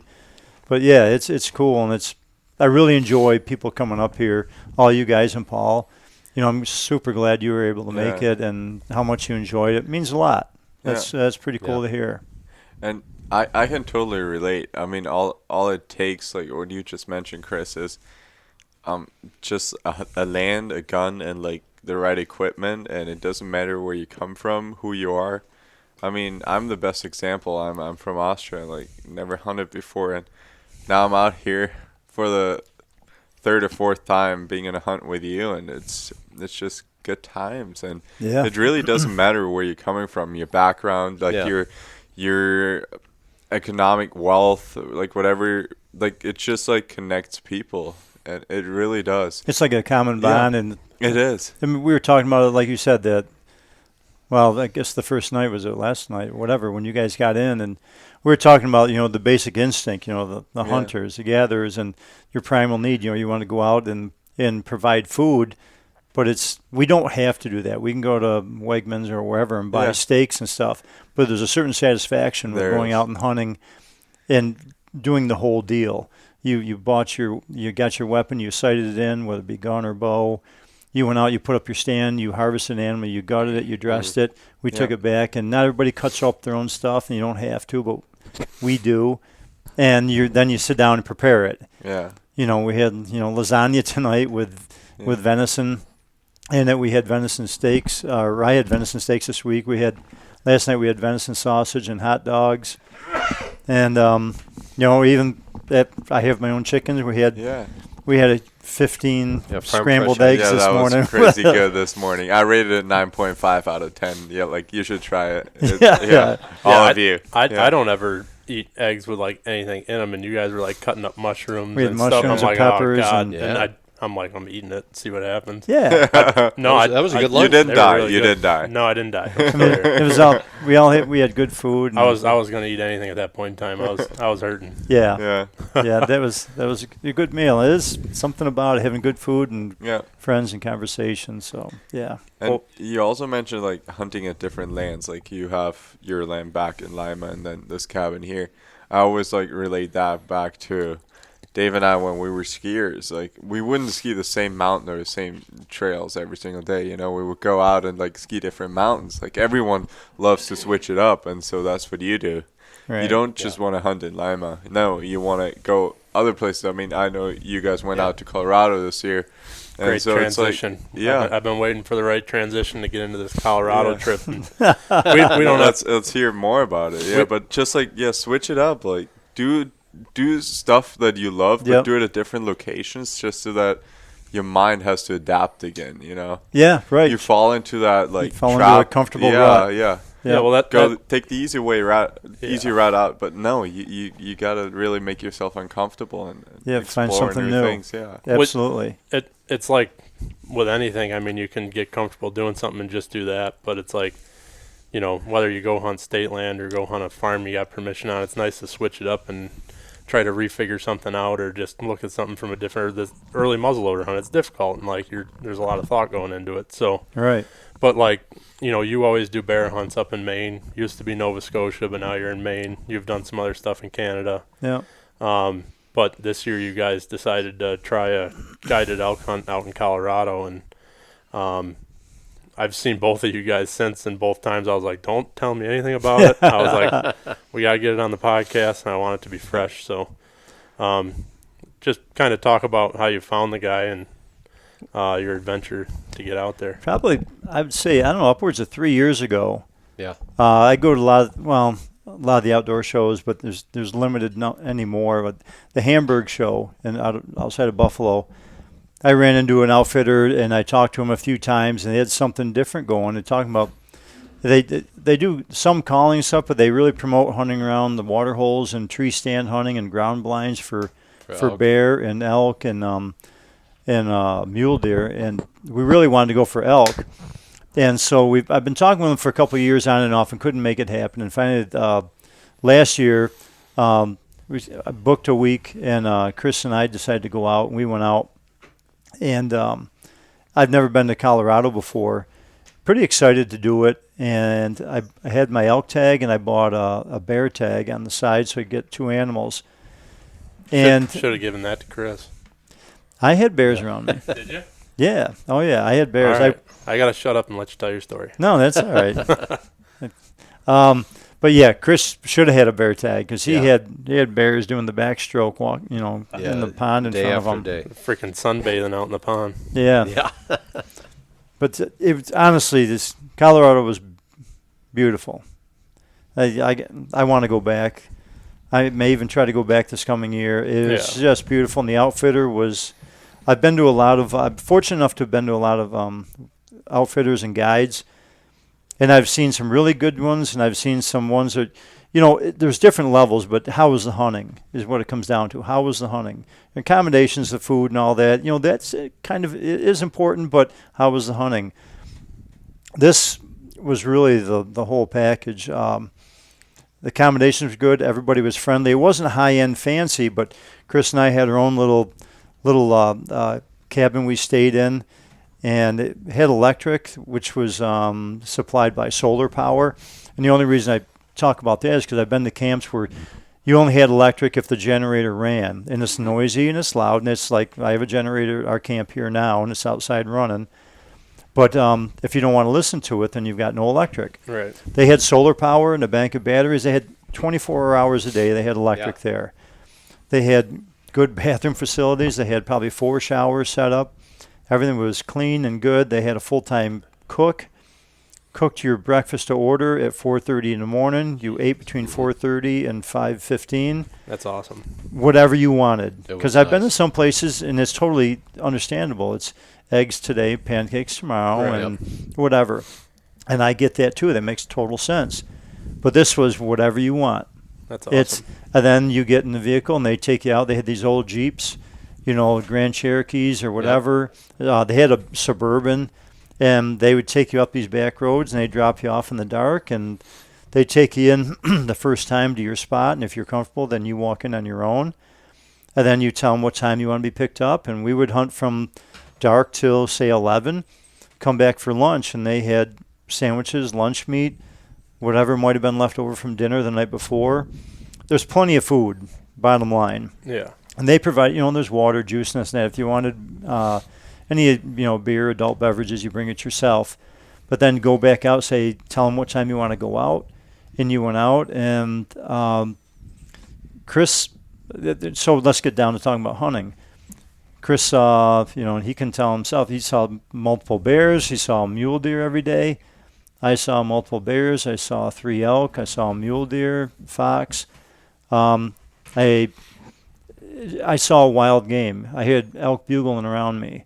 It was fantastic. Most everybody who was in camp saw a bear or mule deer. One guy's had moose, a big bull moose, come in several times. Nice. It was just a good atmosphere with people. You went up to the main lodge and ate dinner every night. Good food. I mean, actually, I probably only ate 1 or 2 meals a day because we were hunting a lot and sitting, and I didn't eat a lot. And you didn't stay up late. We'd have a few drinks or a few beers at night, but you had to be up. Your alarm went off at 4 in the morning every morning, and you get up and go. But it was beautiful. The weather was beautiful every day. Yeah. Who'd you guys end up going with? The outfitter? Yeah. Was Bear Creek Outfitters. Out of Somerset. Yep. Somerset, Colorado, which is like south of Glenwood Springs on the west side of the Continental Divide. Yeah. Real close. We were right on the edge of Gunnison National Forest. Yeah. So this ranch actually was about 7,000 or 8,000 acres. Picture a big rectangle that kind of like shot up into the Gunnison. So on the east and west side was Gunnison Forest. On the north side, and it was beautiful. It was absolutely beautiful. I mean, everything Tim said. Like, I had never been on a guided hunt. I mean, I'm 52 years old. Never really had the money for it. Yeah. The priority was raising the kids, doing the family thing. But it was a great time. And, I mean, granted, I did not get an elk. But I tell you what, I had about as much fun as you can. Well, I mean, short of getting an animal. I agree. That's a lot of the part of taking a trip like that, though. Like, if you went and had a horrible time and didn't get an elk, you'd have been like, well, I just wasted my money. But to go and get the full experience, and you're not roughing it out in the tent for 10 days, and and I've done this self-guided elk hunt. I went out 2 years ago, and David went with me. We had a great time. That was in southern Colorado in the San Juan Wilderness, and that was cool in its own respect. But this here was so nice just to show up. Okay, where am I sleeping? Let me shoot my bow, make sure it's sighted in. And everybody who worked there was just really cool. That's all I can say is the owner of the camp was cool. The Didn't even know if he was the owner. Like, who's that guy hanging out? Yeah, this guy would be just sitting there, out. like literally the guy who owned the ranch. You're right. The other guy rented it from him, leased it and actually ran the hunting camp. Okay. But the actual ranch owner would come just hang out and eat dinner Have with us. dinner and watch TV and watch football. They had satellite TV And there. he'd sit there and watch football. But I'd be eating dinner. I'm like, I don't know who this guy in the Carhartt jacket is. And Yeah, I He know. owns the place. I'd be telling everybody my bear story. He's like, oh, you saw a bear? That's really cool. But then there was the other guy who was actually from Long Island who ran the business. And he had, he's like, oh, when he found out we were from New York, he's like, oh, yeah, I used to run a fishing boat on Long Island and in Maine, and then I owned a campground in Vermont. I know. And he's like, the first time I came out here to visit, I was like, you know, I'm going to move to Colorado. So he came out but everybody who ran it, the guides, everybody was just down to earth. There was about 9 or 10 other hunters in camp.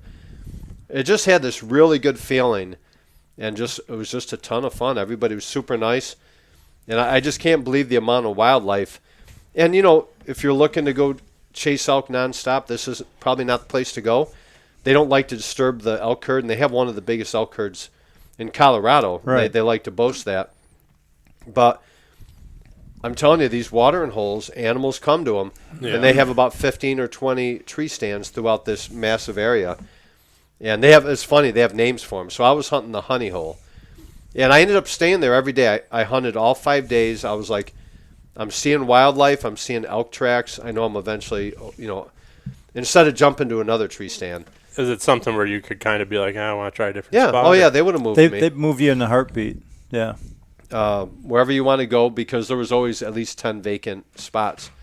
But yeah, it was a great time. I mean, it was just so much fun. It was relaxing. The food, our guide. I mean, we had a young guide from Illinois. Yeah. And he was, you know, driving us out to our spot. And I say guide, I mean, it wasn't that hard. As a guide, he had to know the lay of the land, and he had some good advice for us. But, you know, it was kind of funny after our first night. I'm like, you know, if you wouldn't mind, I said, if I show you where the cooler is in our cabin, if you could bring out a beer. Yep. And he's like, yeah, no problem, you know. So, you know, he'd bring out and then I'd give him one too, you know.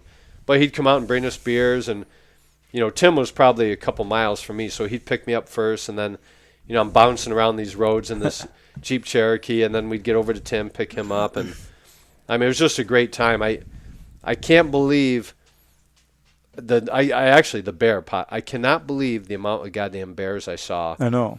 I've never had so many firsthand, like, close encounters. I've seen bear up here in the mountains, but these were like 15, 20 yards away. And the very first one I saw, literally at 3 in the afternoon, came charging out of the woods at a dead run, like making all these noises, grunting, and just jumped in the water. You know, this watering hole was, you know, maybe like, you know, 40, 50 yards long by 20 yards. And I was like, holy shit. I mean, he was big too.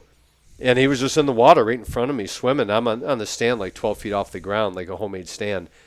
And other people in camp had shown pictures of bear coming up, trying to climb up the stands with him. And, you know, I'm looking up, I'm like, shit, my bear spray's on my backpack. I don't even have it out.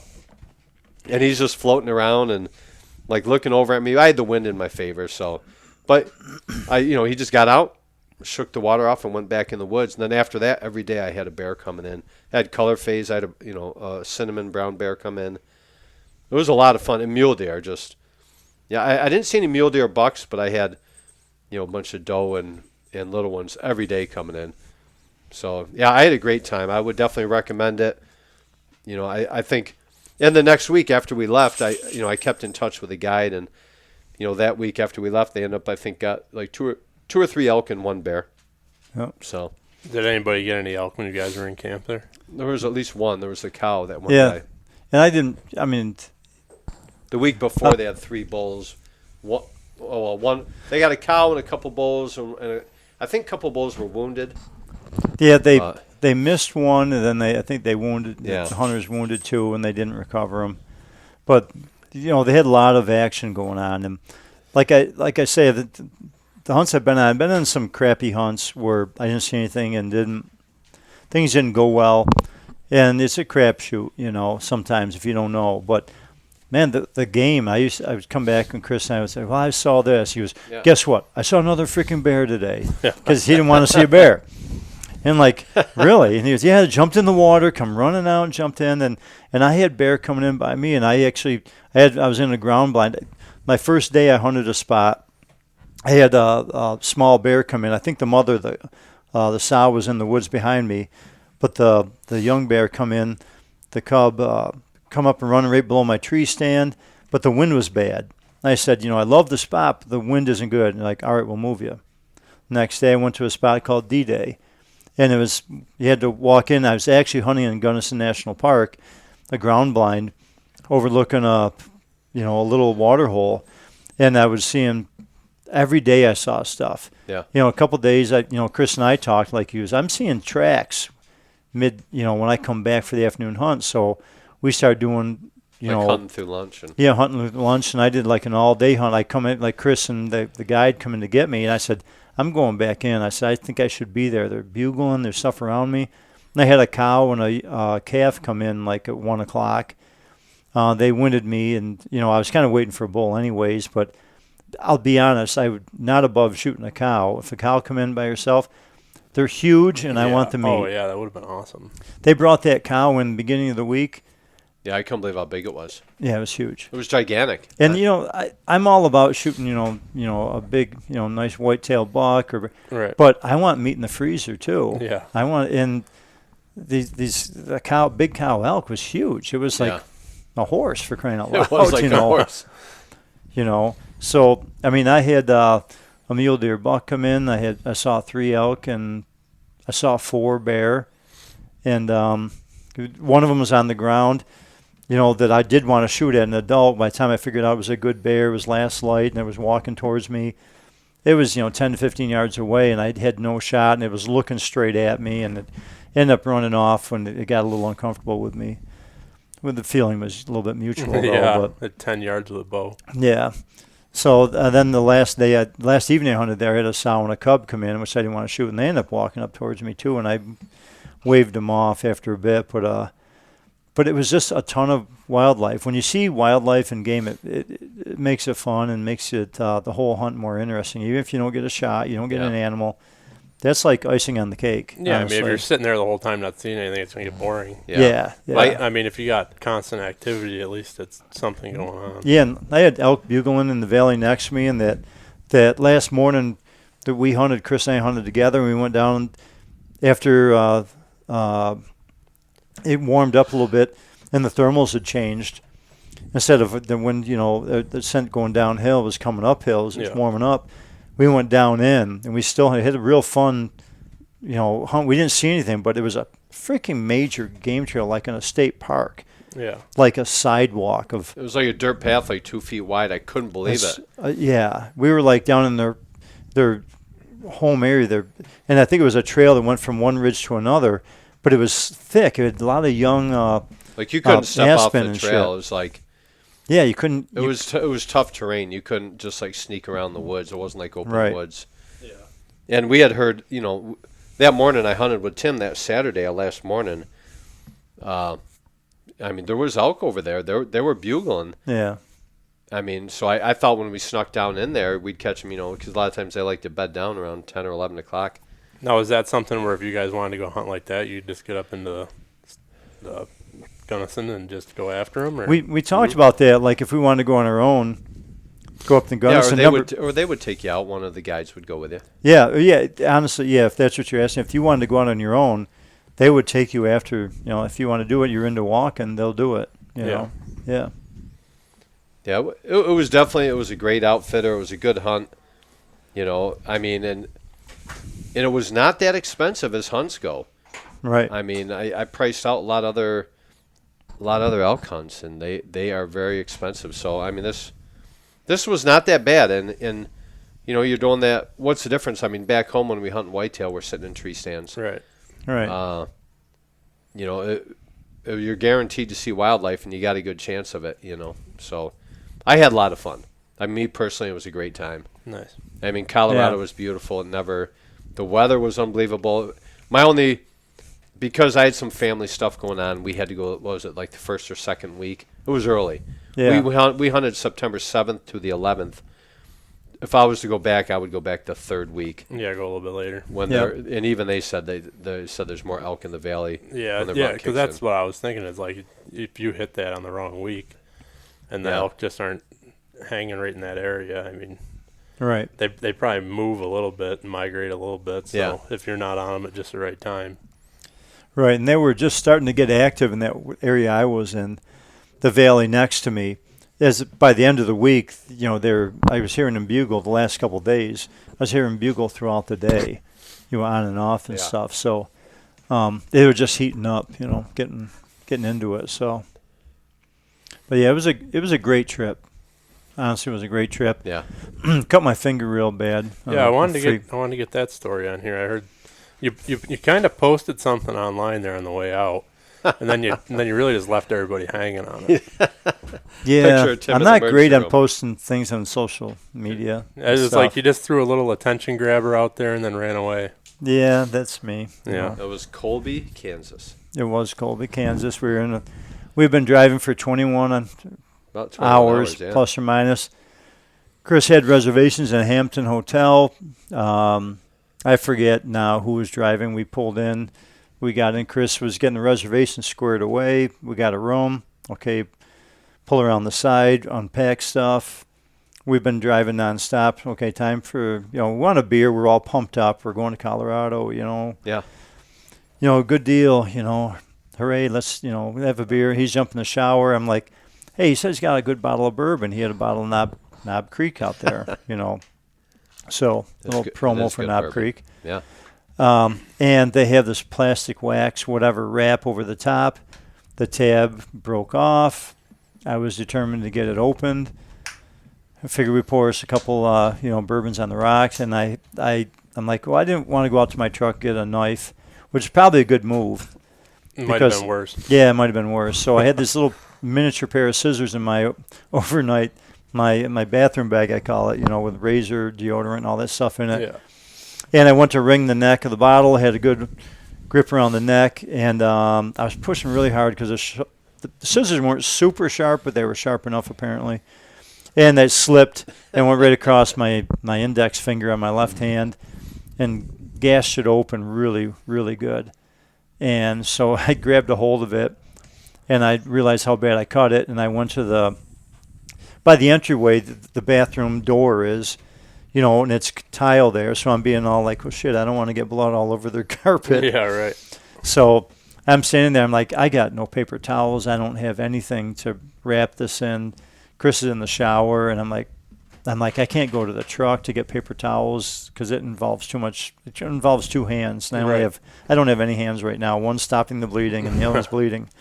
So I knock on the door with my elbow, and Chris like, what's up? I said, hey, can you hand me a towel? I cut myself. I'm bleeding. He's like, well, you didn't even say you cut yourself. You were just no, like, can you hand me a towel? I don't remember. Well, this is kind of odd. Can you hand me a shower cap so I can jump up and down on the bed? That's another story. I'm like, well, this is kind of odd. I'm just hopping out of the shower, and I'm like, it's kind of weird that, and then I could hear like the urgency, and something was up. I'm like, what's going on? He's like, I kind of cut myself. I'm like, oh shit, and I grabbed a towel, and when I looked out and I saw his hand and the blood and the cut, I was like, holy crap. I'm like, that's not good. No. Yeah. So I'm like that. We debated. Okay, do you put just, some black tape on it? Electrical tape. Paper towel and electrical tape. Paper towel and electrical tape. Sincere option. Yeah. Or do we find a urgent care emergency room? And it was pretty deep, and Tim was right. He's like, we're heading out there to do this honey. Yeah. We should take care of it right so you don't get infected while you're hunting. I didn't. Well, you don't want to get out there and then have a problem with it and have to leave camp. Well, yeah. That's what I'm thinking. I'm like, fuck. So Chris said, let me finish up showering wherever he was at or drying off. I forget now.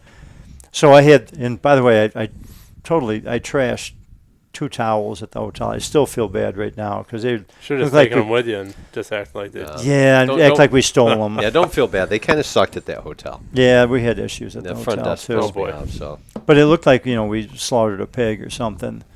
But butchered an elk. What's that? Butchered an elk. Yeah, right. So Chris in the shower, I Googled, nearest hospital is a mile away, like we're 1.1. I'm like, well, all right. So Chris gets out, I'm like, hey, there's a hospital not far away. We'll go to the emergency room. And she says, all right. So, like, can you drive me? Here's the keys. He goes, yeah, but let's get this bottle of bourbon open first. I'm like, let me try it. I know. This is such a guy thing. I'm like, nah, come on, we got to get this open. So he gets it open. I'm like, all right, don't cut yourself. I'm like, well, pour me a damn drink. So he pours me a drink, and we jump in the dirge. The dirge. And we drive there, and it's Colby, Kansas, not a big town. I don't know how to describe it. It's like similar to Mayberry. Farming farmer community. Right on the open plains. Yeah, fucking flat, wide open, and just a little town there. So we go to this hospital, and we walk in. I guess what was the main entrance. And we walk in, there's nobody at the front desk. And there's just, nobody. And I don't know what time it was, Chris. 5? They were Six out, o'clock? they were out milking the cows. Well, yeah, something. But there was normally Nobody around at here. the check-in desk. They'll lock the front. It's like emergency entrance only. And then you can get in there. You can't go in the main entrance. But we walk in, there's nobody at the desk. And some of the hallways are dark. And we're like, so we're hanging there a minute. And like, well, maybe I'll walk around. So we start walking around, looking down different hallways. And then finally 2 nurses come out of a room. And they're like, hey, can I help you? And I'm like, I cut my finger a little bit. I wonder if you could take a look at it and see how bad it is. I'm like, yeah, come this way. They took us down this other way to the emergency area, which was like two areas, like 2 beds, whatever, with a curtain in the middle. And they set me up, and the lady just starts cleaning, starts looking at stuff. And, all right, yeah, you got a good cut there. She goes, I'll have the doctor come in and look at it. Have you got your driver's license, your insurance card? I give it to her. And she takes off with it. And somewhere in there, I think I saw, Chris, you disappeared with her. And yeah, she asked me some questions. Yeah, you did some stuff. And then they cleaned it up, said, yeah, the doctor will be in. He come in, looked at, yeah, you need stitches and stuff. You know what that means, right? I'm like, yeah, you're going to put a shot in there. It's going to probably hurt, whatever. So you do it. And I was like, all right, I'll be back. So he gives me a shot. But he goes, I don't want to, I forget his reasoning He didn't want to numb the top up. Like he gave the shot underneath the finger. He gave it for down, some reason. It doesn't seem didn't work. Yeah, right now it doesn't seem like a really good reason. But he gave me a shot right here, and a shot's always hurt a little bit. Yeah. So he's like, all right, I'll be back a little bit. And he comes back and goes, is it numb there? Like, it's numb here everywhere, but where the cut is. I can still feel everything. It's not really super numb. And he's like tapping. He goes, you feel this? He goes, I go, yeah. And he goes, what do you feel? Pain or do you feel pressure? I go, I feel pain. He's like, well, let me give you another shot. I'm like, oh, fudge. I'm like, so he gives me another shot. I'm like, well, shit, that hurt too. So he gets done and he comes back, 5 minutes. And the guy was very cool, very personable. And so he starts stitching it up. And the very first one and the very last one didn't hurt too much. The few one, it was only 5 stitches. But they hurt a bit. And he's like, oh, can you feel that? I'm like, yeah, but I go, keep going. It's not life, it's not like killing me. Just get it done now. I mean, you already give me 2 shots. How many are you going to give me in my finger? It's just a finger, Like, what else are you going to do? So he finished up, and honestly, he was really cool. And a side note, everybody was nice there. Yeah, the nurse there, she was from Castile. We're talking about, hey, where are you from? She said her mom was from Castile, which is by Letchworth. Yeah. Isn't that crazy? And her dad used to go to some Bible school in Lima, which would be Elam. Jesus I'm like, Christ. Oh my God, it's a freaking small world or what? It's crazy. And but we talked with her and the doctor, and everybody was really cool. And the guy leaves like, oh, I better do your paperwork. And so he does stuff in and out of their stitches in an hour or less. And it was just it was very incredibly easy. Yeah, I was. You're like, oh, picturing shit, going to. I'm picturing you guys are going to a hospital to the emergency room. Oh my God, for hours. Jesus, if you did that around here, it'd be hours. Yeah, it was. You'd probably be like back of the line.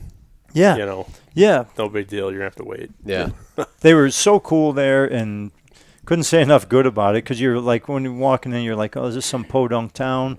Which it was, but the service was really cool. They took care of you first. We'll take care of the paperwork later. And that's the way. And they told us about a good Mexican restaurant for dinner. So yeah, we drove straight to the Mexican restaurant. I think everybody in town was there. It was huge. Nice. Yeah, and it was legit. Yeah, we got a bunch of house margaritas and some good Mexican food. Yeah, and like I swear, like every farming family in Kansas was in there. Big family dinners on a Sunday. Yeah, it was just packed. It was packed in there on a Sunday night. So it was kind of a cool, funky, weird experience. Should have found us some land to deer hunt while you're talking to people out there. Yeah, I'm working at my next injury out there in Colby, Kansas. Yeah, good luck with deer out there. Where we were, it was not the Kansas you're thinking of. No. Oh my God! It was grass about 1.5 feet tall, and maybe you could find some pronghorn or antelope, but goddamn, I don't know where all these big Kansas deer were. They weren't there. There's no way. Yeah, you could see as far. You could see like the curvature of the earth. It was so flat. I mean, it was so freaking stupid flat. Like out there, it was the first couple hours of Kansas. Remember, David? It was pretty wooded, and then you get into the rolling.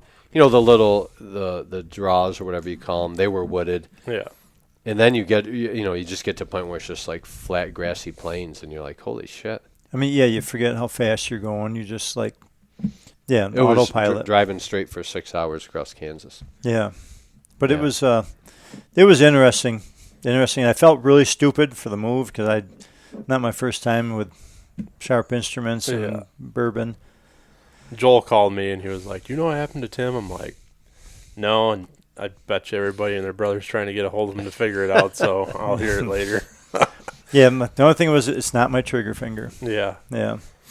They had a brace on it, and they said you can break one stitch, you're okay. 2 stitches, you better come back and get it fixed up.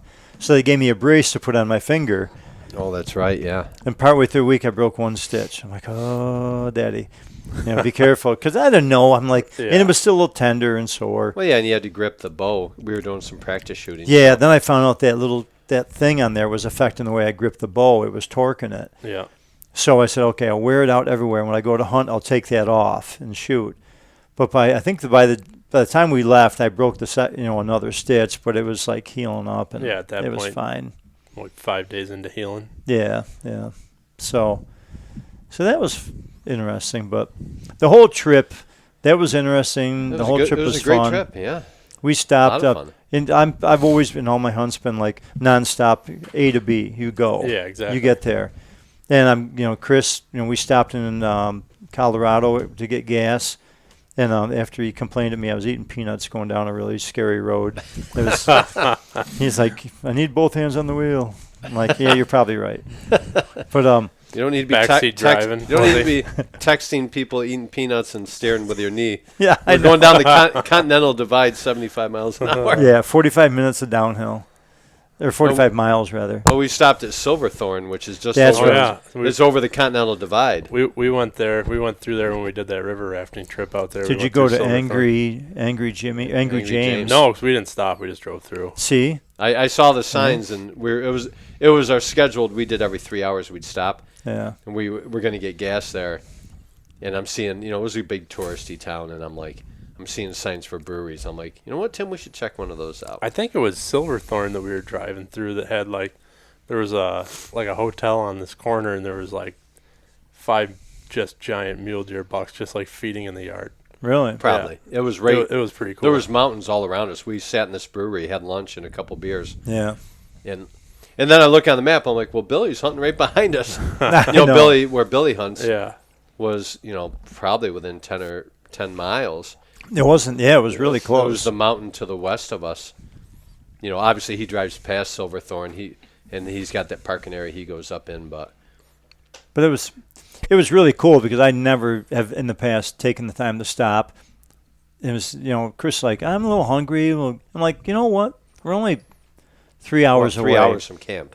So we said, fuck it. We stopped and had a bite to eat. I had a beer, and it was just so cool. It was like the front and the back, you had outdoor areas, just mountains, and it was gorgeous. Beautiful. I'm like, if we weren't 3 hours away, I'd stay here for another beer or two. It was just, I don't know, it was just really cool and relaxing. And, it is freaking gorgeous out there. Yeah.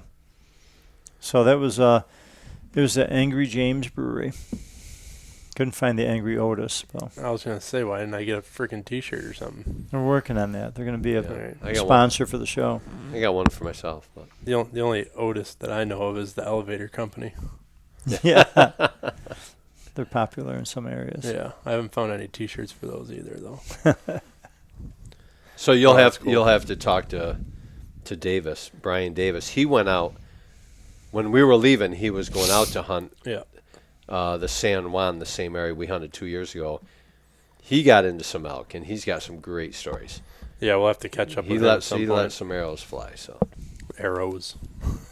More than one. Yeah, Nice. Davis is he's a good elk hunter, and every day all he listens to is elk podcasts. He is a disciple of archery elk hunting, and And you guys know Brian. He doesn't mind walking 50 miles Right. in one day. He's the type of guy who just wants to be on the move. Yeah. So he had some fun. He's got some good stories. They had a great hunt. The whole group did. Nice. Yeah, we'll have to catch up with him at some point. I was hoping he was going to come up here. You said you were going to try to get him to come up. Yeah, he wanted to come up, and then by the time I talked to him, he was actually at his camp in the Adirondacks. Oh, Some of okay. his buddies invited him up. Nice. Yeah, that's cool. Hopefully he got good and wet like we did. Yeah. Hoping so. Share the fun. Yeah. Well, this is good. I was glad to catch up with you guys on that, and Yeah. glad you guys had a good time, and hopefully we get some loins in the morning. Yeah. Try real hard. Yeah. Yeah, we got to get at least one down tomorrow. Yep. So it's a Any- short hunt. It's only three. It's 3 hunts we do: Saturday, Sunday, and Monday, or Saturday and then Sunday morning. So Yeah. Yeah, that's the hard part. Like everybody had short and sweet. very different schedules this year, but Yeah. at some point I would like to take Monday or maybe even Tuesday, because Yeah. you get up here and like today was a wash. So I know. Yeah. you know, we got out in the woods and we did what we could, but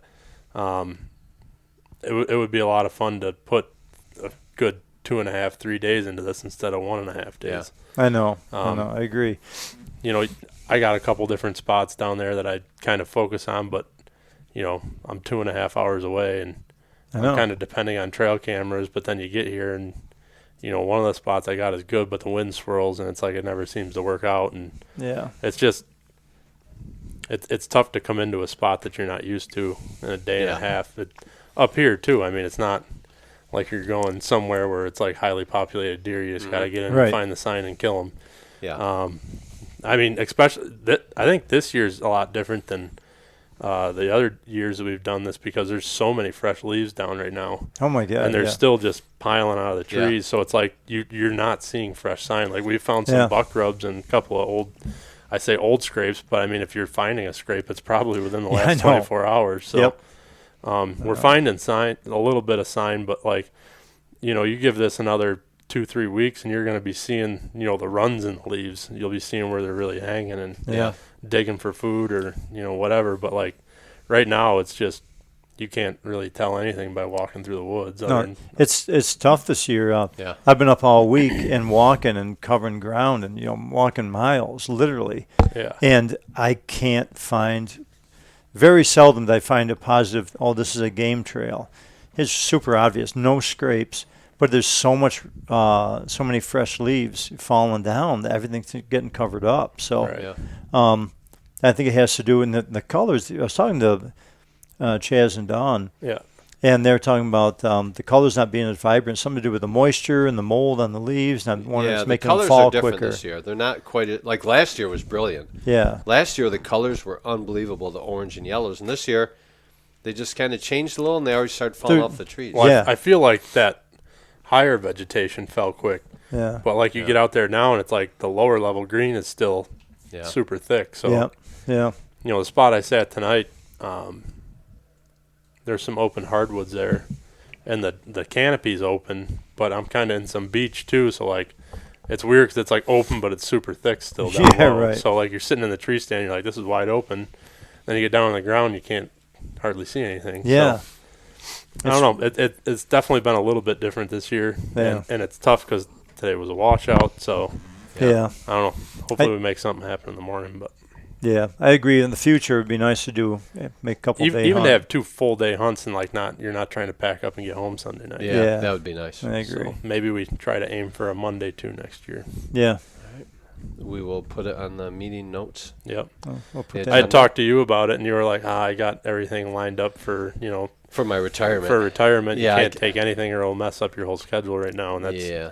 understandable. And Tim, you were here all week, so it was like, what are you gonna do? Take another day? You know, it's like, Yeah. We'll Yeah. fine tune things for next year. Yeah. We'll get our bear hunt in. Yep. And then we'll maybe take an extra day for the muzzleloader hunt. Yeah, absolutely. And maybe we'll bring Australia Paul back. I don't know yet. I'll be ready. All right. Paul will be here next year. Yeah. Very nice. All right. We're going to wrap her up there. We got to get Paul here on the turkey hunt in May. That's our other hunt we do. Okay.